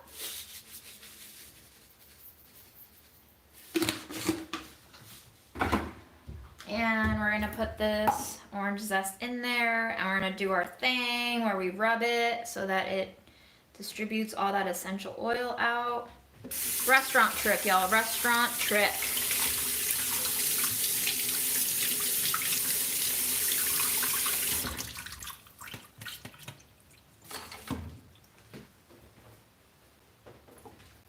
How many times have y'all been through like a career existential crisis where you really wanted to change professions, but you couldn't get enough courage to do so because you would lose all the security that you've built up, but you also know that you really hated that career and you really didn't want to continue it anymore. And then once you did change careers, if you ever managed to, then you started feeling the itch again. Twice, huh? Interesting. Yeah, I would say I tried out teaching, and then I tried out social work very briefly. Both were like a year long, and then I was like, I'm gonna do food. And then I kind of got stuck in food. I don't use grandma carts, no. It's too much to lug around, and I walk around too much. I don't go out for grocery shopping. Like 90% of the time I end up buying stuff. 90% of the time I end up buying groceries, I'm just passing by and I see something that I want to eat or use or cook or buy. So yeah, I almost always have a couple of produce bags and at least one reusable bag on me, or I have my backpack on me where I can stuff things into. It brings me great shame to have to use a shopping bag. That's actually one point in my most recent relationship that is no longer, that I think caused a lot of unspoken conflict, is we went shopping and I was like very against buying one of those reusable bags. Overstepped my boundaries, I suppose. Got too bossy. Although, I guess something that I'm learning currently is processing, you know, what it means to be with someone else, and also what it means to honor what I want in a partner. And I think I would have wanted that partner to like be more upfront with behaviors that they did not find acceptable and talk it out with me, because that would show, one, commitment to wanting to stay together, and two, problem solving skills that would be co-creative in a way that I think maybe a lot of relationships shy away from. I don't know if people have this concept of like someone's gonna do the right thing all the time or most of the time, and like you don't have to speak up or make your preferences known. Maybe there are couples out there like that, but I guess to be with me, you would not be able to have that kind of a relationship. I think I demand a lot of exchange of opinions, a lot of debates. Not like, I don't mean for them to be ill-intentioned or malevolent seeming, but I think maybe a lot of people interpret it that way. I just, this is gonna be a weird cake, y'all. I just feel like debating, you know? Some people might feel like it's me arguing, but I just really like to play the devil's advocate and be stubborn, but also expecting the other person to like parry with me a little bit. I want them to be able to not be afraid to parry with me, but maybe I exhaust people sometimes by parrying too much, is what I'm realizing.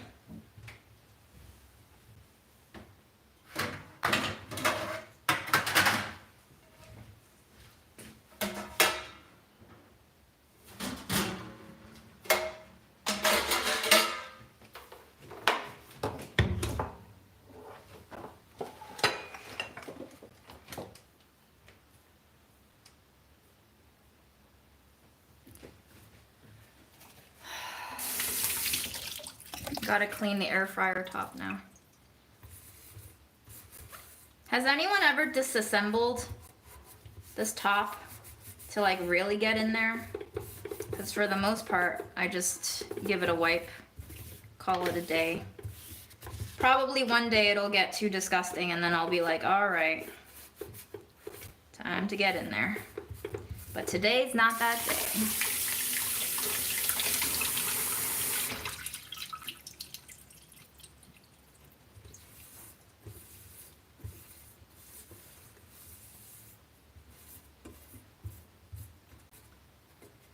I'm trying to learn, you know, and ultimately what I want to believe, what I want to uphold, and what I told my ex is, you know, like, if being out of the relationship makes you happier, then I'm happy for that.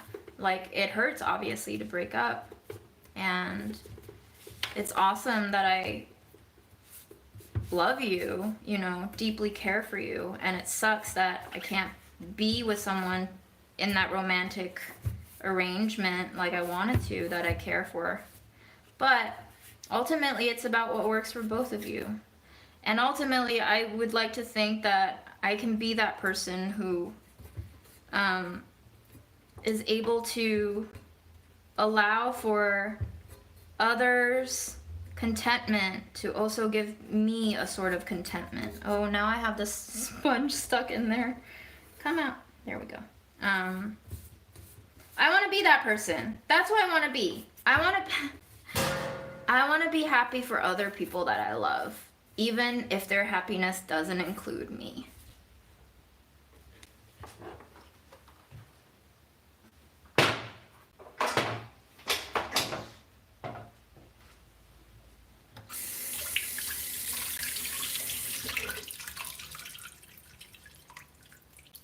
If I can choose to be anything, I want to be that.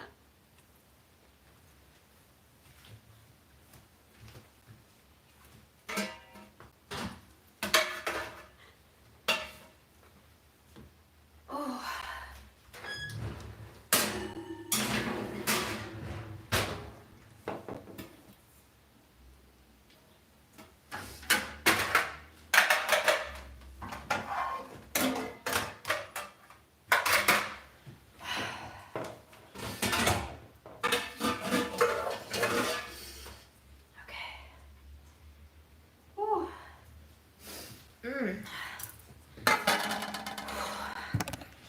Good tears.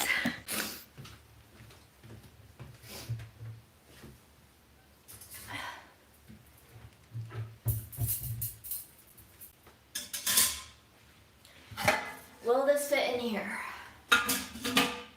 Not really. It can fit, but no water will be in there. So it can't really be our vessel of choice.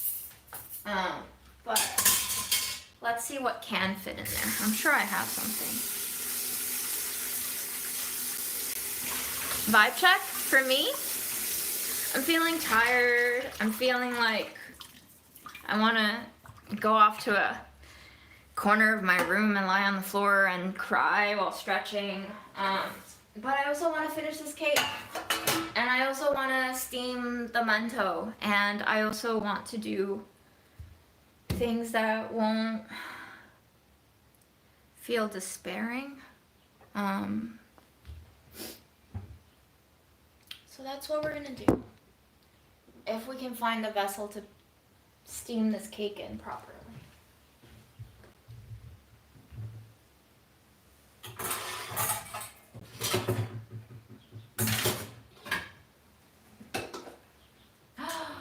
Yes! Yes! Okay. This Pyrex.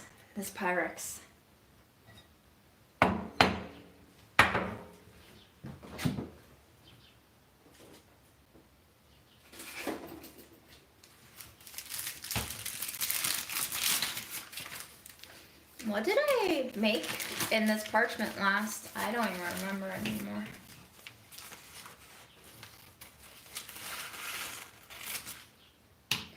Someone brought up in a previous live that like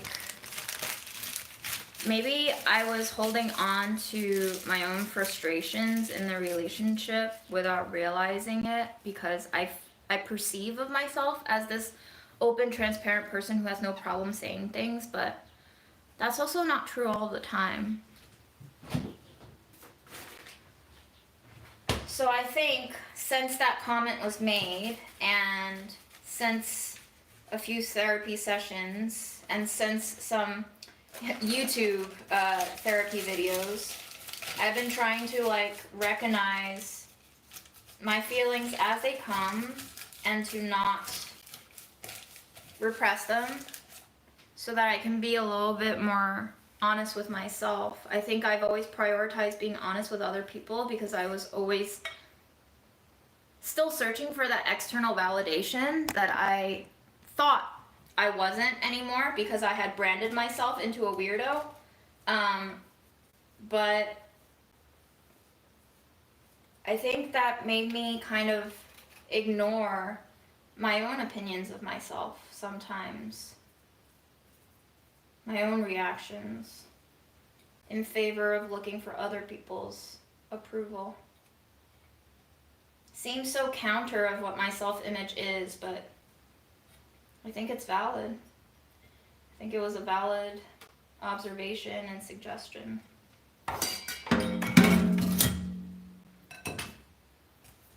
I don't know about this cake, y'all. It's so sketchy. It's gonna be so weird. It's got like grapefruit pieces in it. And it's gluten-free. And it's gonna be steamed. And it's got expired goat cheese. Like, what the fuck? What the fuck?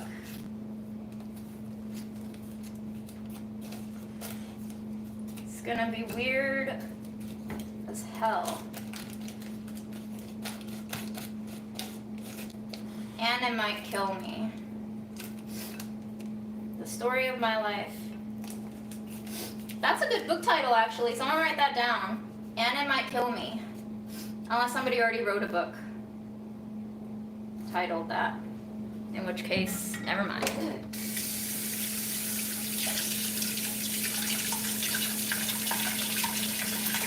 It's the only kind of cake that I would make. It's the only kind of cake that I can make. It's the only kind of cake that I will eat by myself. Let's put some water in there.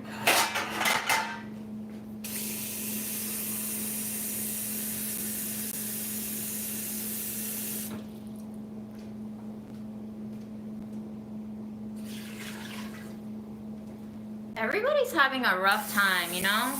Yeah, cake. In quotation marks. Everybody's having a rough time. I'm just here, you know, being super exhibitionist so that y'all can feel more liberated to feel what you're feeling. With less shame, hopefully, because I will always out-weird you.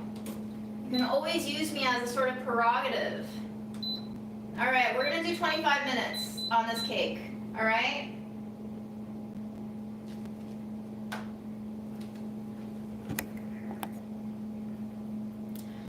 Five minutes left on our mantou. They getting puffy. Let's separate them out a little bit so that they don't immediately crowd into each other during the cooking process. Oh, they look so cute. They look so cute. So 5 more minutes before we cook them. And if Grandma likes these, then I'll do this once a week. Because we're not doing dumplings anymore. Actually, do you think she's sad because I stopped doing dumplings? Is that on me? I don't know anymore. I'm burnt. I'm burnt out.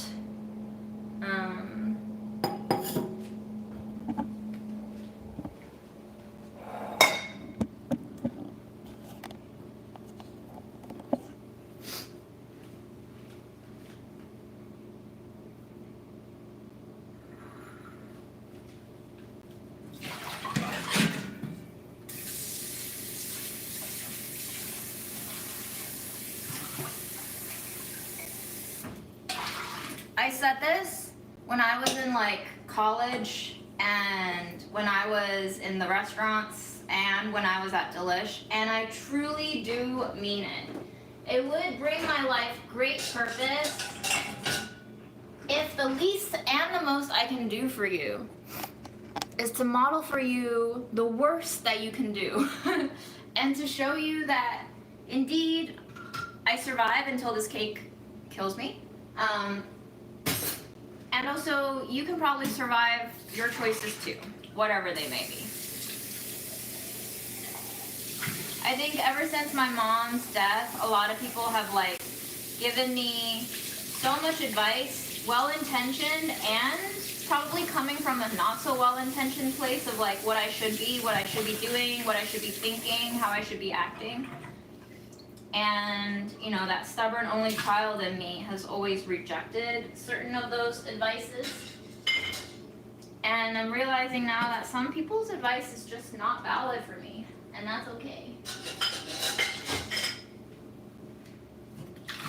So I'm just presenting you the option of not doing what might be the most practical or the best, and seeing what's the worst that can happen. The worst that can happen, spoiler alert, is that you die.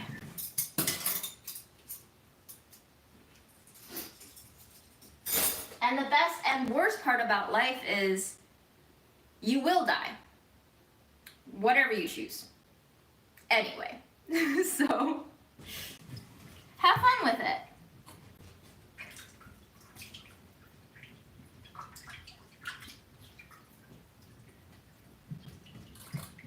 To be killed by cake. To be killed by my own cake. To be killed by my own cake that I knew would kill me, potentially. That I hoped wouldn't. If that's not a metaphor for life, I don't know what is. How many times do you do something knowing full well the risk of it failing or turning poorly, and still doing it with the hope, with enough hope that it wouldn't turn out bad? So much of life is lived that way.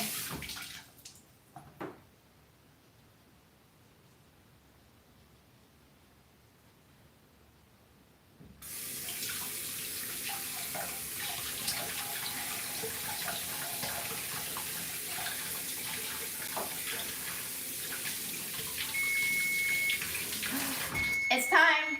It's time to steam. I don't know how long we're steaming for. Let me check the recipe.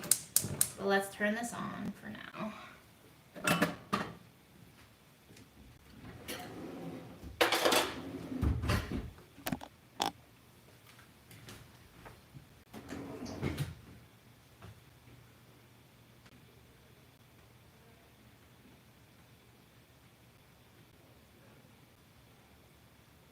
After shaping the buns, place them into the steamer basket to rest. Make sure to leave ample space between each bun as they will double in size after cooking. Resting time required depends on room temperature. It takes me about 30 minutes in a 77-degree room. Well-rested buns should be slightly bigger, not doubled in size. Very smooth on the surface. When pressed gently, the dough bounces back. It might be overproofed, just a little bit. Bamboo steamers work best as bamboo is breathable, so the steam doesn't cause condensation. Some people also believe it passes natural bamboo aroma to the buns. If using metal steamer, I suggest you wrap its metal glass lid with a clean tea towel. This way the condensation created during the steaming process will be absorbed by the cloth instead of dripping onto the buns, affecting their smooth appearance. Wow. So much work for these bunsies.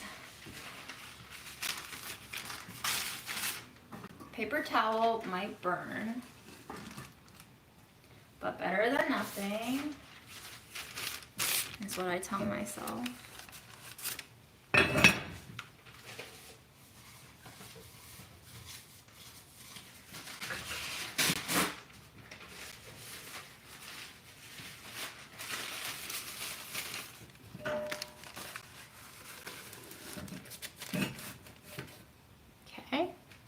Toweled. To avoid the buns sticking to the steamer, you might need to line your basket with steamer parchment paper. You may cut out circles. Make sure they are bigger than the uncooked buns. Whatever. Alternatively, you can brush a thin layer of oil on the basket, particularly effective when using metal steamers. Keen to get smooth, flawless look, do not overproof the buns. Oops! By the way, some steamed bun recipes claim that to avoid the buns collapsing, you should wait for a few minutes before uncovering the steamer, though through numerous tests, I can tell you that this advice has no value. Alright. In my tests, you should keep the lid on for about 10 minutes. It does help the wrinkling from happening as much, but that's probably because I overproofed my dough. Alright. You may keep them in the fridge for up to 4 days or in the freezer for up to 2 months after cooking. They tend to go firm and hard when they are cold. To regain their softness and fluffiness, you may simply reheat them in the steamer. Now, Grandma told me the reason why she wants mantou instead of youtiao, which are the fried doughs, is because these stay softer. I don't know if grandma's shitting me. Maybe she is, or maybe she just wanted a change in life. Either way, I'm gonna do my best.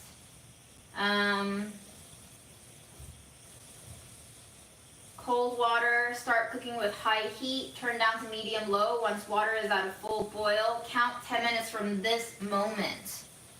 Full heat, full heat.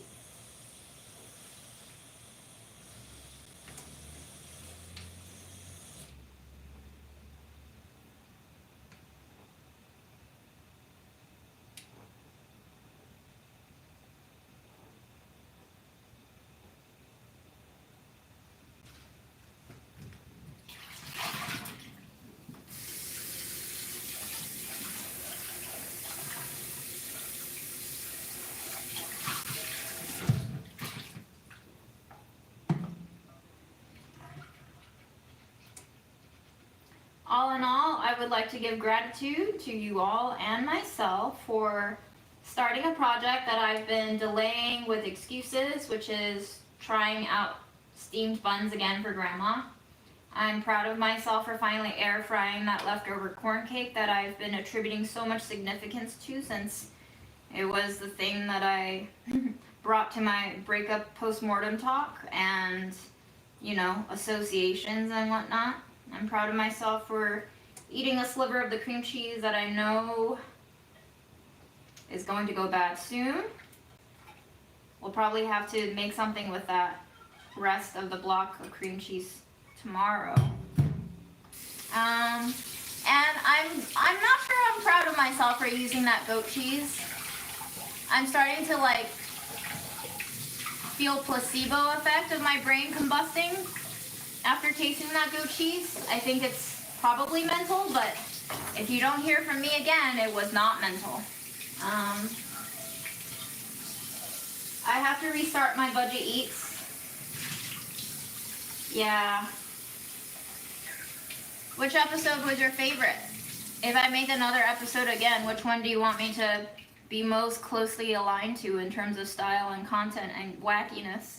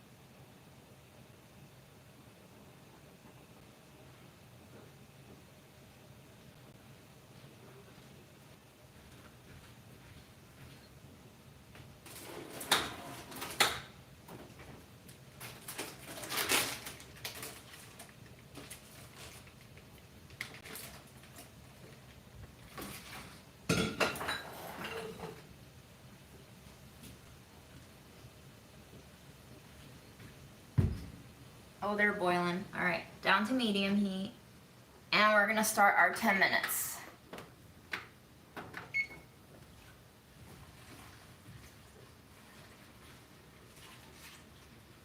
The Wiener Dog episode? Oh, the very first one? Holy shit. That was like shot on my cell phone. After that episode did well, Julia was like, do you want to make another one? And I was like, yeah, but can we not shoot it on my phone again? I would feel so embarrassed. Also, it was like impossible to film well on a cell phone. There's no autofocus. It overheats.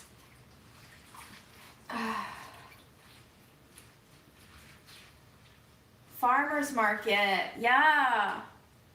Farmer's Market was an episode I wanted to do on Delicious Dime, but now we have dead money, dead mom money funding, so we can do that.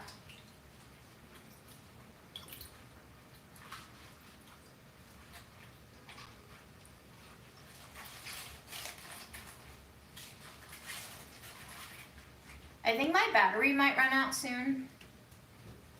That bowl of water is precariously placed. Oh yeah, 9%. My phone is no longer telling me when I need to plug you in.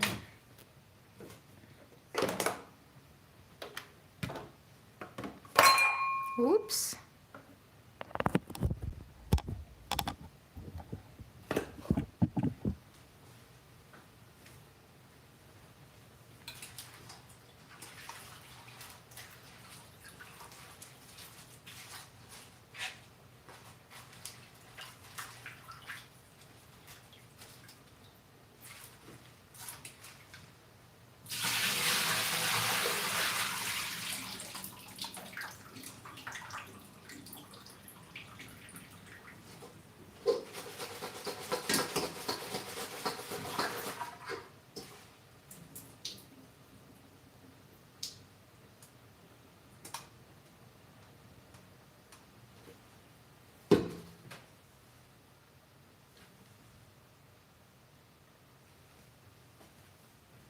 I hope those are cooking.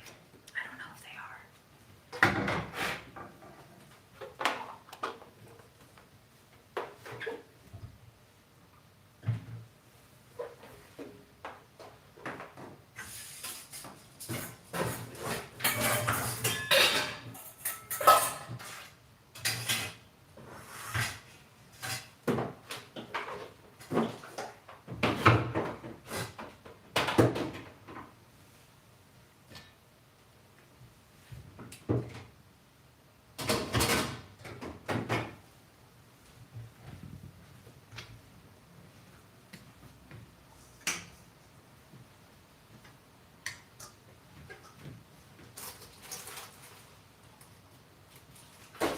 Whoops.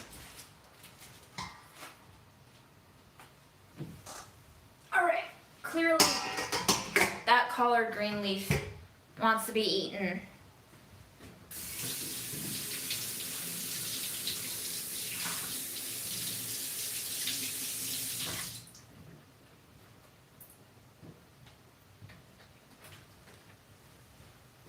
My computer just died, so hopefully I can see your comments here.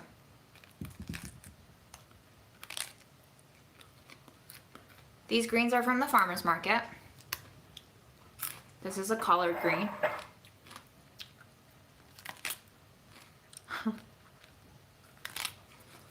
I think I would enjoy being a leaf eater. What kind of leaf eater do you think I would be best at?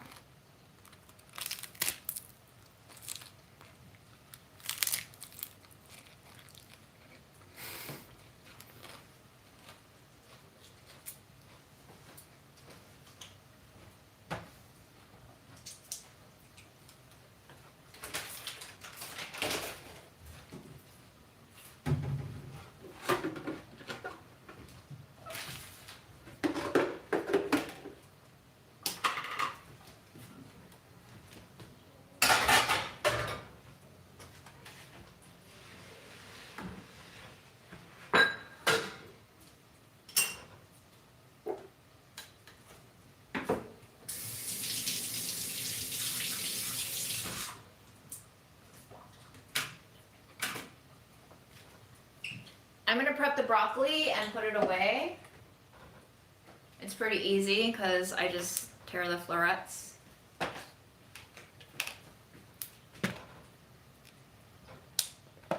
Collard greens are tougher. I would say they're similar in taste to kale, but I also get these like relatively baby leaves from the farmer's market. I feel like normal supermarket collard greens are a little bit tougher.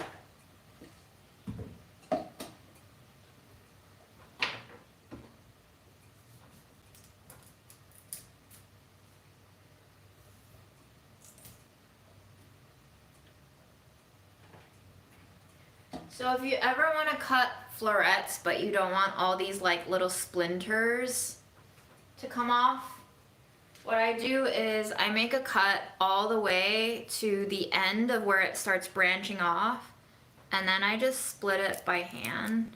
And that way you don't cut into the actual little flower heads, so they don't really break off. They just pick which half they want to be a part of and they stay there.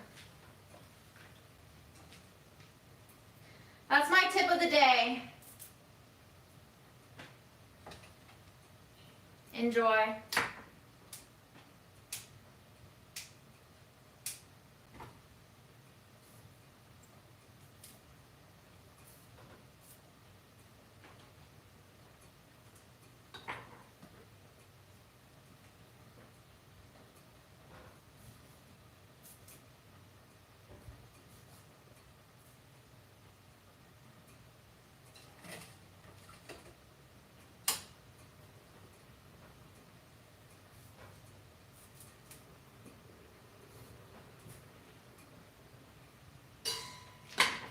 It's $1 worth of broccoli florets.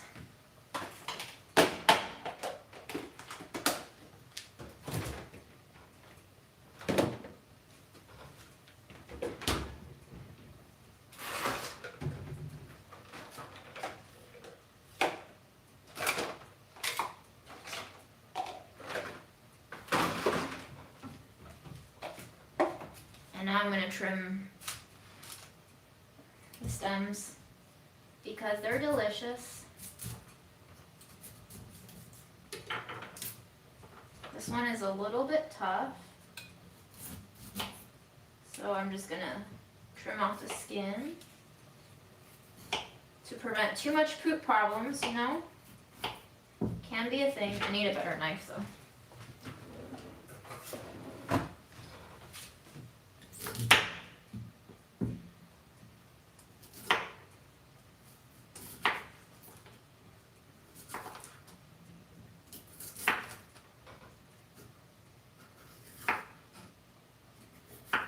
I am curious though, what is your favorite part about Budget Eats? Like, that you're not getting from other shows?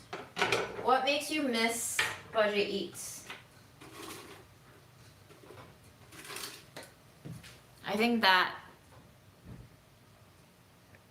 is something that would help me a lot in understanding your psychology for wanting Budget Eats.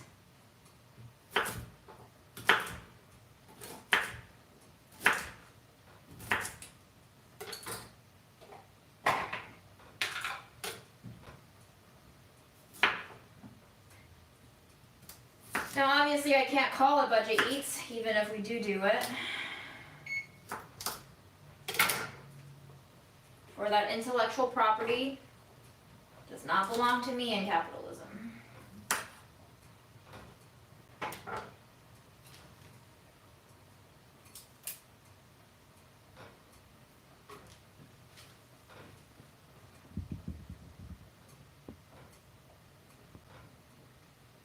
How many meals I could come up with.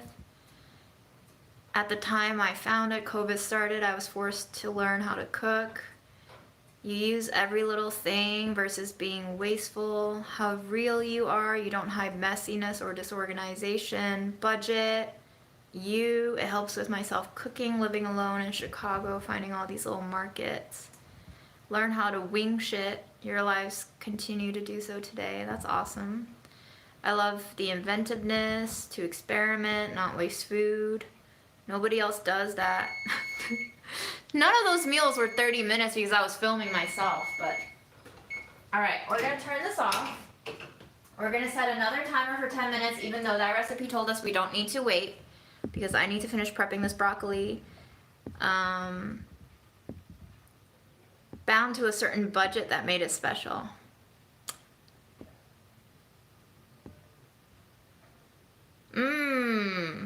Interesting.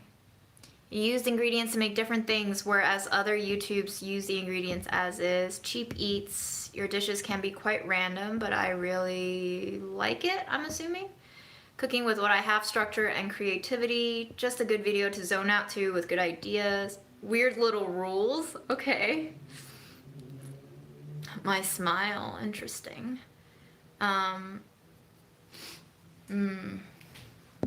I don't have a lot of reasons to smile these days. Maybe that's why I don't want to make the videos, because then I would have to like fake the smiles, you know.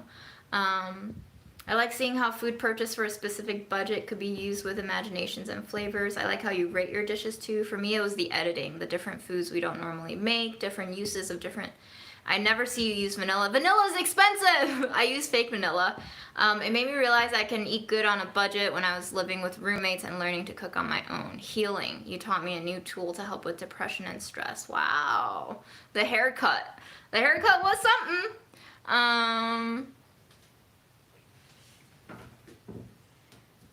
Oh, that haircut.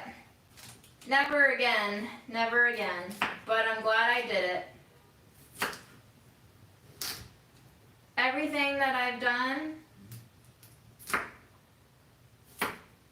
I do not regret. If I had to choose all over again, I would do the same. Amor Fati.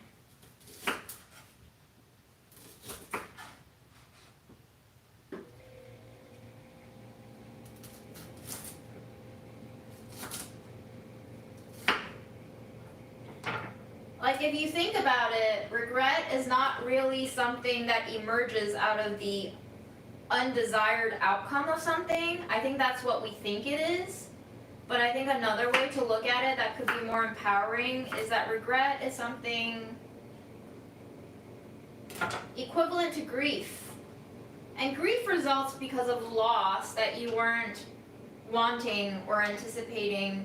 And I think regrets come out of just the simple fact of you can't experiment every single possible permutation of choices in life. And so regret is just a byproduct, like grief, of a natural process that causes you pain. But pain is pain, and misery is something else. And if we choose to think of regret as this consequence of choosing incorrectly, that, I think, is a construction of misery for ourselves. Whereas if we choose to look at regret as a natural process, it's just painful, but it's not miserable.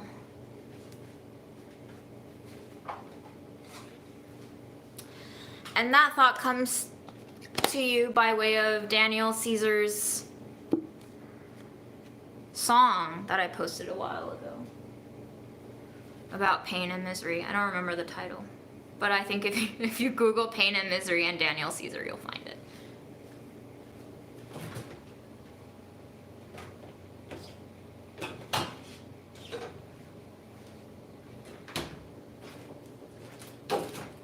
We have 10 minutes left on the steamer cake or the Instant Pot cake.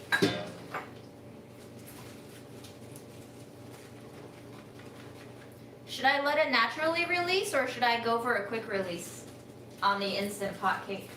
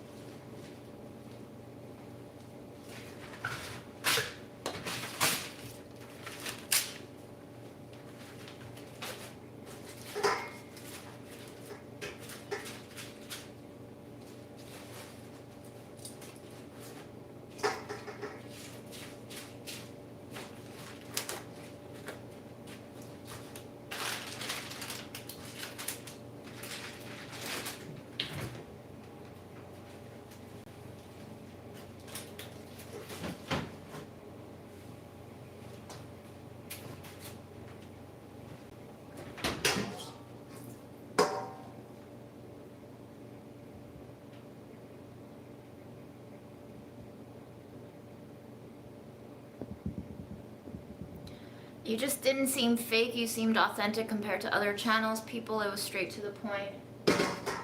Yeah, I mean, that was the easiest thing for me to be when I had to film from home, you know. And also, nobody was there directing me. I think that was, like, a really cool aspect of producing my own videos is, like, I didn't have to follow other people's direction of how to behave on camera. Will I get another tattoo? I just got one on the 25th when I bought that pastry that I just ate. Can't have positive without negative. Balance is God's plan. I vote quickly. Natural to quick may make it sink. Interesting. My wife got me into your channel. I find it educational. Main man. Is that like main woman? Now you're main woman's man? That's cute. I love how many people DM me or message me on here that's like, I watch you with my wife, or I follow you on my 2 kids account. I'm like not here providing family friendly content, but apparently whole families watch me, including pets. That delights me to no end. Oh, and an update on the thermometer. I pried it open. and I stuck a battery in there, and because I pried it open, it wouldn't close again, and it's stripped, so I just taped it, and it works. Huzzah! The battery shall live to see another battery.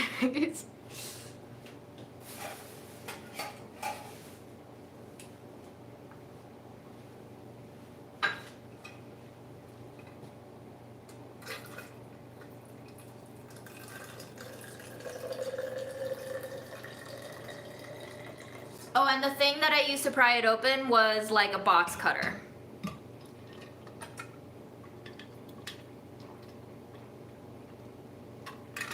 Wait, you left my videos for your cat to watch while you weren't home? Did your cat watch me all day? That's adorable if he did. #1 feline fan.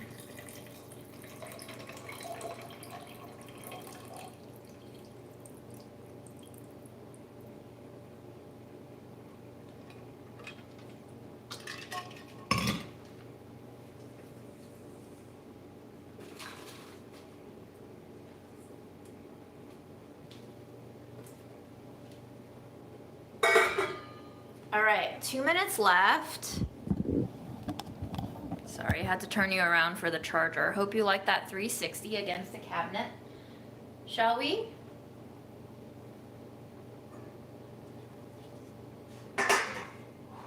She's steamy. She's so steamy. I'm sorry you're chained by the charging cord.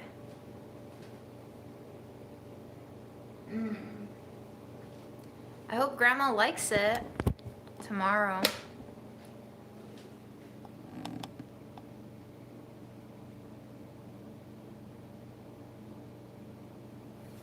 Yeah, that wrinkling thing, it's real. It's so real. It shrinks when you open it prematurely. I don't know what that recipe developer is talking about. It makes sense though, you know, that's why they tell you to water bath a cheesecake and then don't take it out immediately. Same thing with like souffle sometimes. There's a way to cool them down so that the structure doesn't collapse.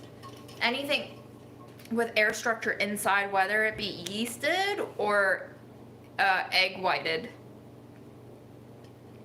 I think can be really fragile.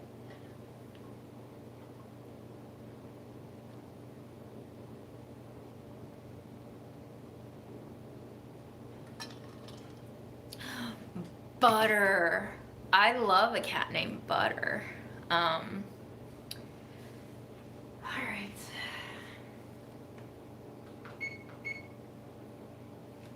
Let me bring you closer when I open this one so you can get a tip-top view. You ready? Oh, that, I just reminded myself of like that Justin Timberlake song intro. You ready? Done. Ooh, she's big. They're so big. They're so big.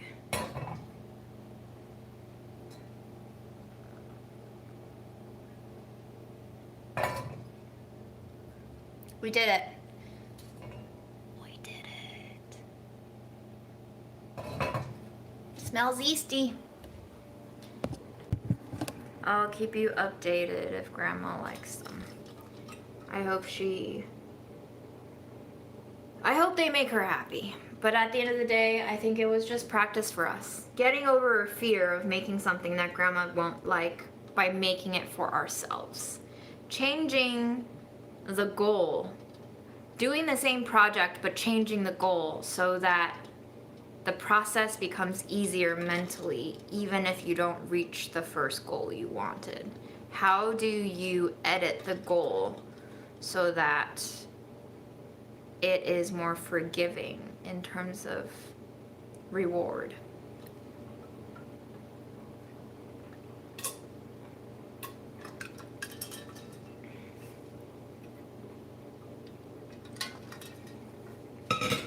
I'm sure you can see the tattoo someday. It's still healing. It's like kind of, the skin's kind of flaking and it's kind of gross. Maybe one day. It's still on my torso area, you know, what I call my grief patch. So it's over here. It all started with my sorry mom tattoo, and now it just grows. With every sadness, we add a tattoo. I've come to like it.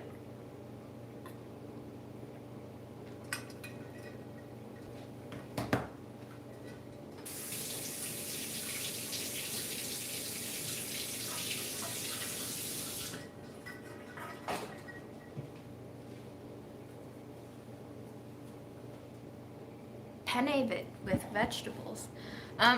Okay, so the last time, is it okay to keep a bag of potatoes in the fridge if I'm planning to eat them in 2 weeks? I heard fridge storage is not good.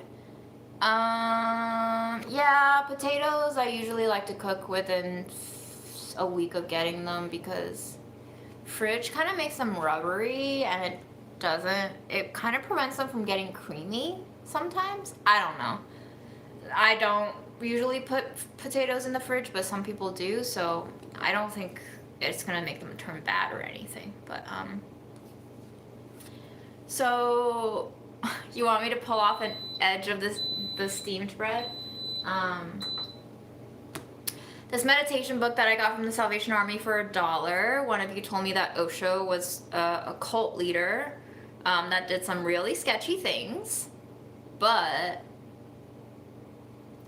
it's cool sometimes because I read it, like just opening up to a random page and read it, and sometimes it helps me incorporate some of the learnings that I've had in therapy and YouTube videos and just my own thought. So, meditations on light. In your heart, a flame is burning and your body is just a light aura around the flame. In your heart, a flame is burning and your body is just a light aura around the flame. Okay. Golden light meditation. Do this at least twice a day. The best time is early in the morning, just before you get out of bed. The moment you feel you are alert, awake, do it for 20 minutes. Do it first thing in the morning. Don't get out of bed. Do it there, then and there immediately. So bossy. Because when you are coming out of sleep, you are very, very, very delicate, receptive. That's when the cult leaders like to get ya, when you're delicate and receptive. By the way, read everything with a critical eye and mind. Don't overthink some things, but just be cautious about who it's coming from, what they might get out of telling you to do these things, and see if it aligns with you. Take some time to sit with it and see if you want to do what they're telling you to do, because I've had over 3 decades of doing shit other people keep telling me to do, and I've just recently found out I don't want to do it no more. Okay, so when you are coming out of sleep, you are very fresh and the impact will go very deep. First of all, that's not true. I am not fresh when I come out of sleep, okay? When you are just coming out of sleep, you are less in the mind than ever. False again. I wake up drenched with the stress of having to prep for grandma visits. And dear God, what will she be behaving like today is fully at the top of my mind. But anyway, hence, some gaps are there through which the method will penetrate into your innermost core. Very invasive. And early in the morning, when you are awakening and the whole earth is awakening, there is a great tide of awakening energy all over the world. Use that tide. Don't miss that opportunity. Okay, so what I'm taking away here is do this when you are the most blank. Meaning you are open and not defensive and you are ready to receive. All ancient religions used to pray early in the morning when the sun rose because the rising of the sun is the rising of all the energies in existence. In that moment, you can simply ride on the rising energy wave. It will be easier. Is it just me, or is there more beauty and this like tranquility in the evening time? Between like 9-ish and 2 a.m.-ish. Like I think that's a really sexy time. Not sexy, yes, potentially also sexy, but like that's a really sexy time in terms of just you're done with the day as far as capitalism is concerned for most people, for the normal 9-to-5ers. And it's just like that time is a time when you should be getting ready to go to bed, but you don't have to. And so there's a lot of potentiality for you to make what you want out of that period of time.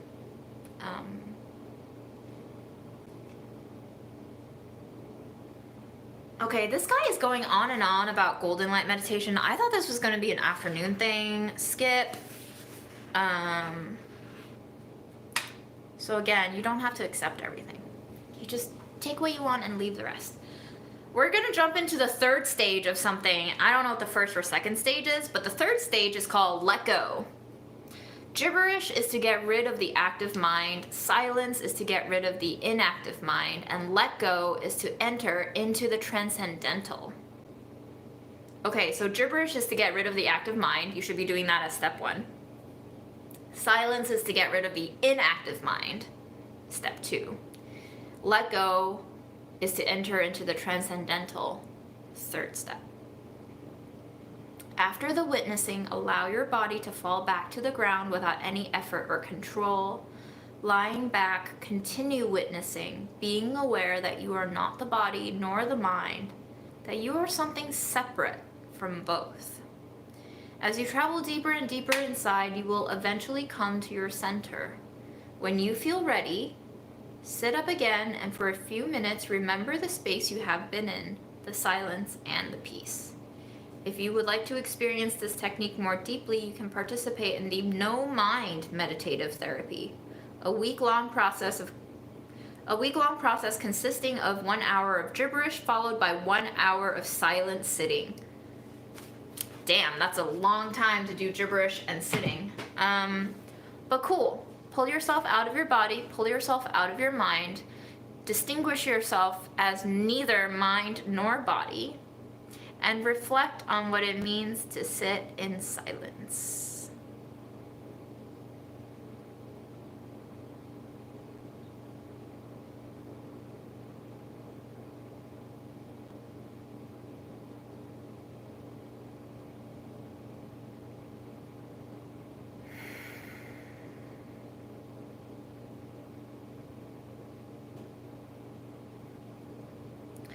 For some reason, the image that came to mind when I attempted to do that just now was of like a very smooth, viscous liqueur being poured into a stemmed wine glass. And it kind of trails down the glass and curls around the bottom of the curve of the glass and splashes back onto itself and sits. It's that transitional moment of being out of the bottle and into the glass and just being free form for the most part, but directed completely by the contours of the environment that it's being poured into. It's interesting because I identify with the motion and the substance, but not the body of agency. Not the hand, not the decision that made the pour possible, but rather the thing being poured and the transformation of form. And it's fleeting too.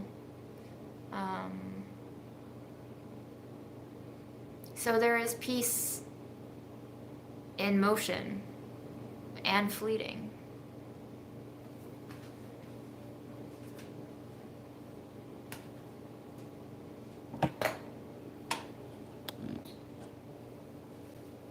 I'm waiting for the natural release, but I'm almost tempted to not wait for the natural release.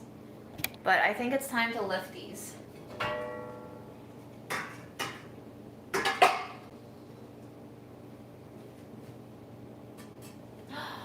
Oh, the Le Creuset definitely looks So much better. Oh my god. It's like spongy and springy and bouncy. Perfect. This one, nice too. Bouncy, bouncy, bouncy. Bouncy, bouncy, bouncy. Great job, y'all. Great job.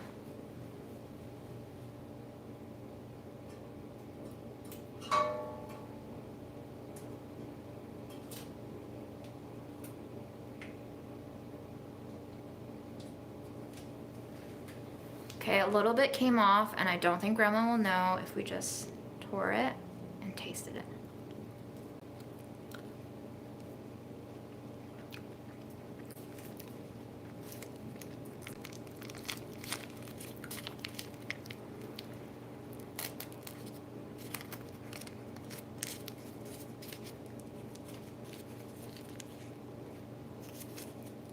That skin is great. The skin that formed on the outside. Very glossy.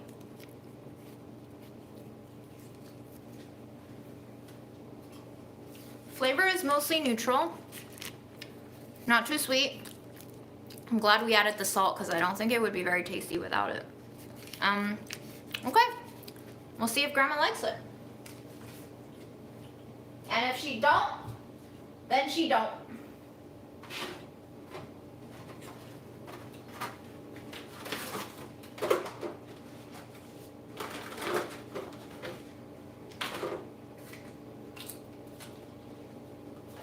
I made it, and the rest is out of my control.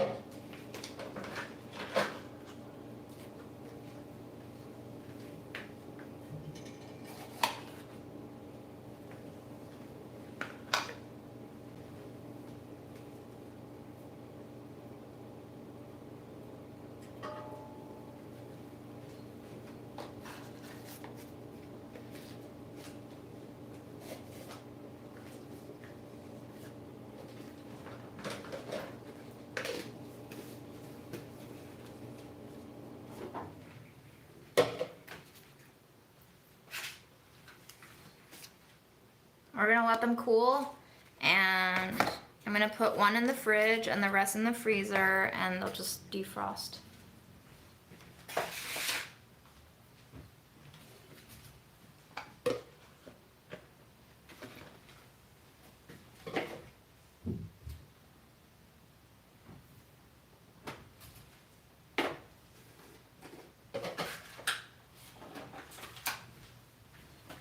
Ready? We're gonna release this cake now.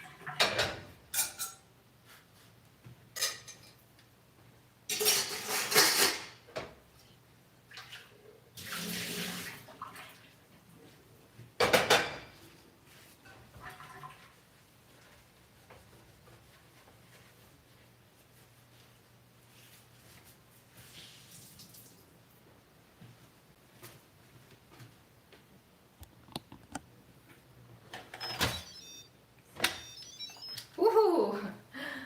Ooh, she looks fun. And and scary. Fun and scary.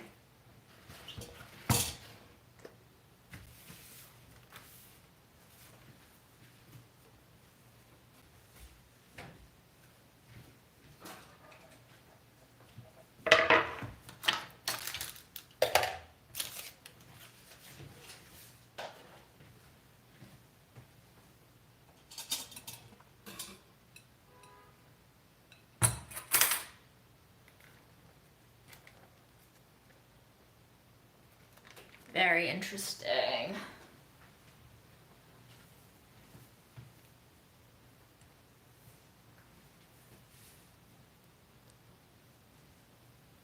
There's definitely a waterlogged part over here, and then it doesn't have much of a lift, and I can still see the grapefruit segments.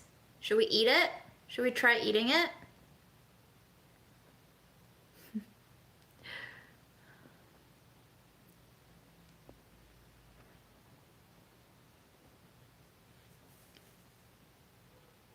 Smells interesting. Very bland smell.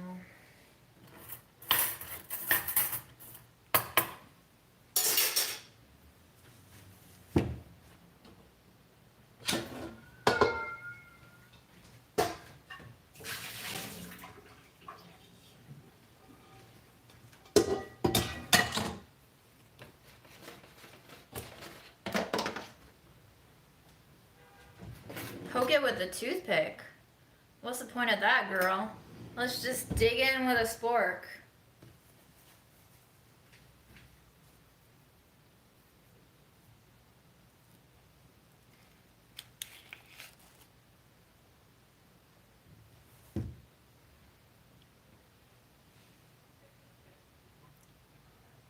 Very, very mush.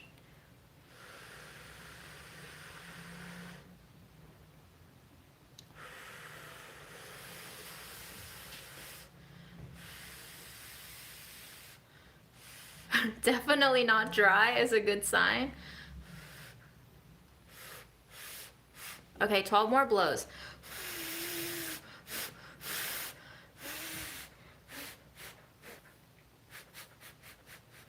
That's more than 12.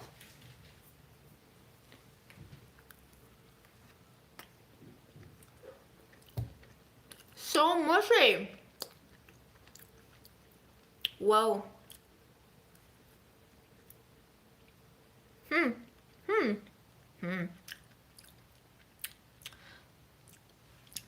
What's up with that white balance? Whoa. Sorry about that.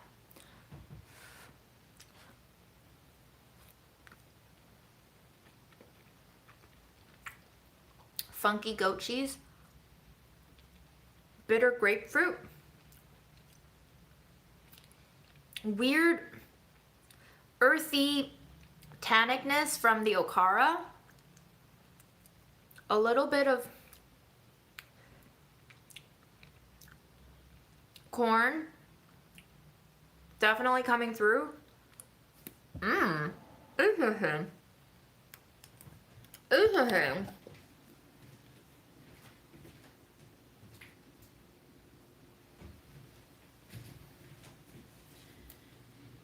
I wouldn't say it's a fail, but I wouldn't say I'd do it again. You know what I mean?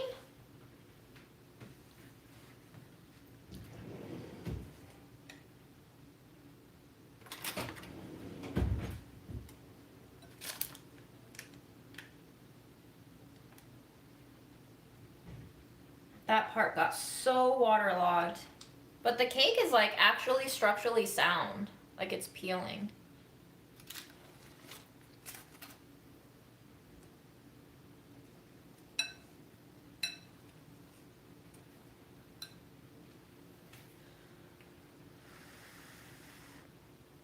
It's still too hot for the citrus flavors, but I can smell the citrus more than taste the citrus. So I think if it cools, all the flavors will come into view a little bit more. I don't think this is a cake worth dying for, but you know, you don't know till you know. And now we know.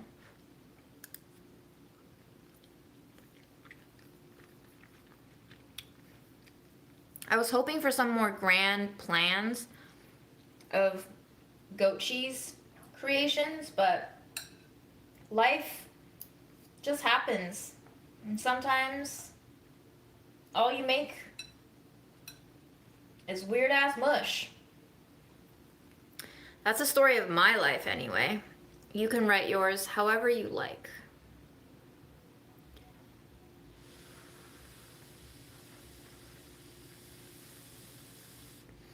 I mean, I have vanilla. Now that I work for Burlap and Barrel, I don't need ad money to afford vanilla. It's just vanilla didn't fit into budget eats because vanilla is not budget friendly.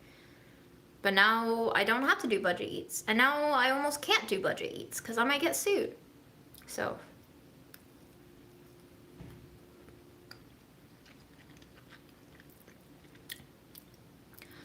I'm into it.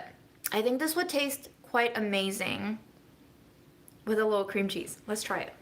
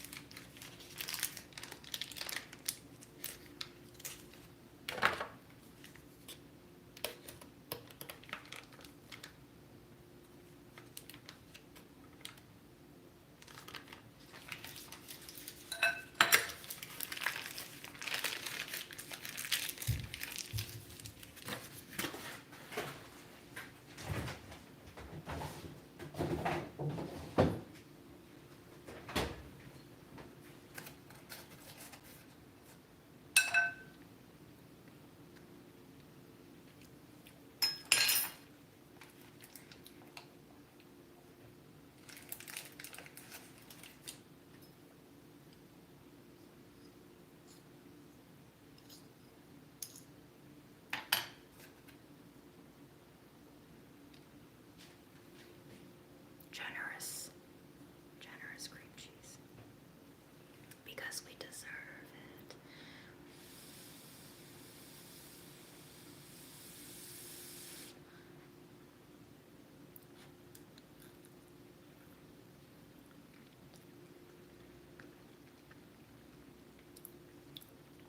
Oh my god. This is really good. I mean, add cream cheese to anything, but oh man, that little dollop of cream cheese makes all the flavors come together in this like detectable but barely sweetened state of symbiosis. It holds everything together and it welcomes them to just mingle.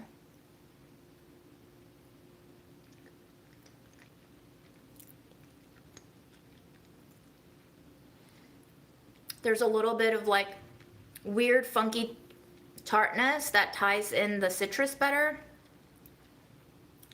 The creaminess picks up the goat cheese and makes it seem less alienated against the other flavors. The fattiness melts into like the slightly puddingy moistness of it all, so that you're not just eating like wet batter. And it turns into this more finished density. I think there's still a lot of like bitter flavors in here that could have been better with vanilla or maple syrup for sure. But now I can play with it for the next 2 days.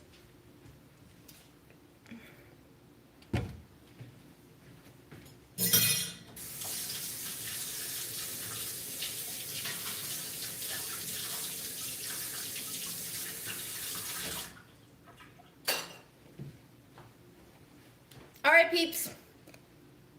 Y'all have been great. Thank you so much for joining me today. I really appreciate your company, and I wish you a lovely week ahead. Today is Sunday, tomorrow is Monday, and see you when I see you. Capiche? Take your vitamins, get your sleep, drink your water, all of that. Bye.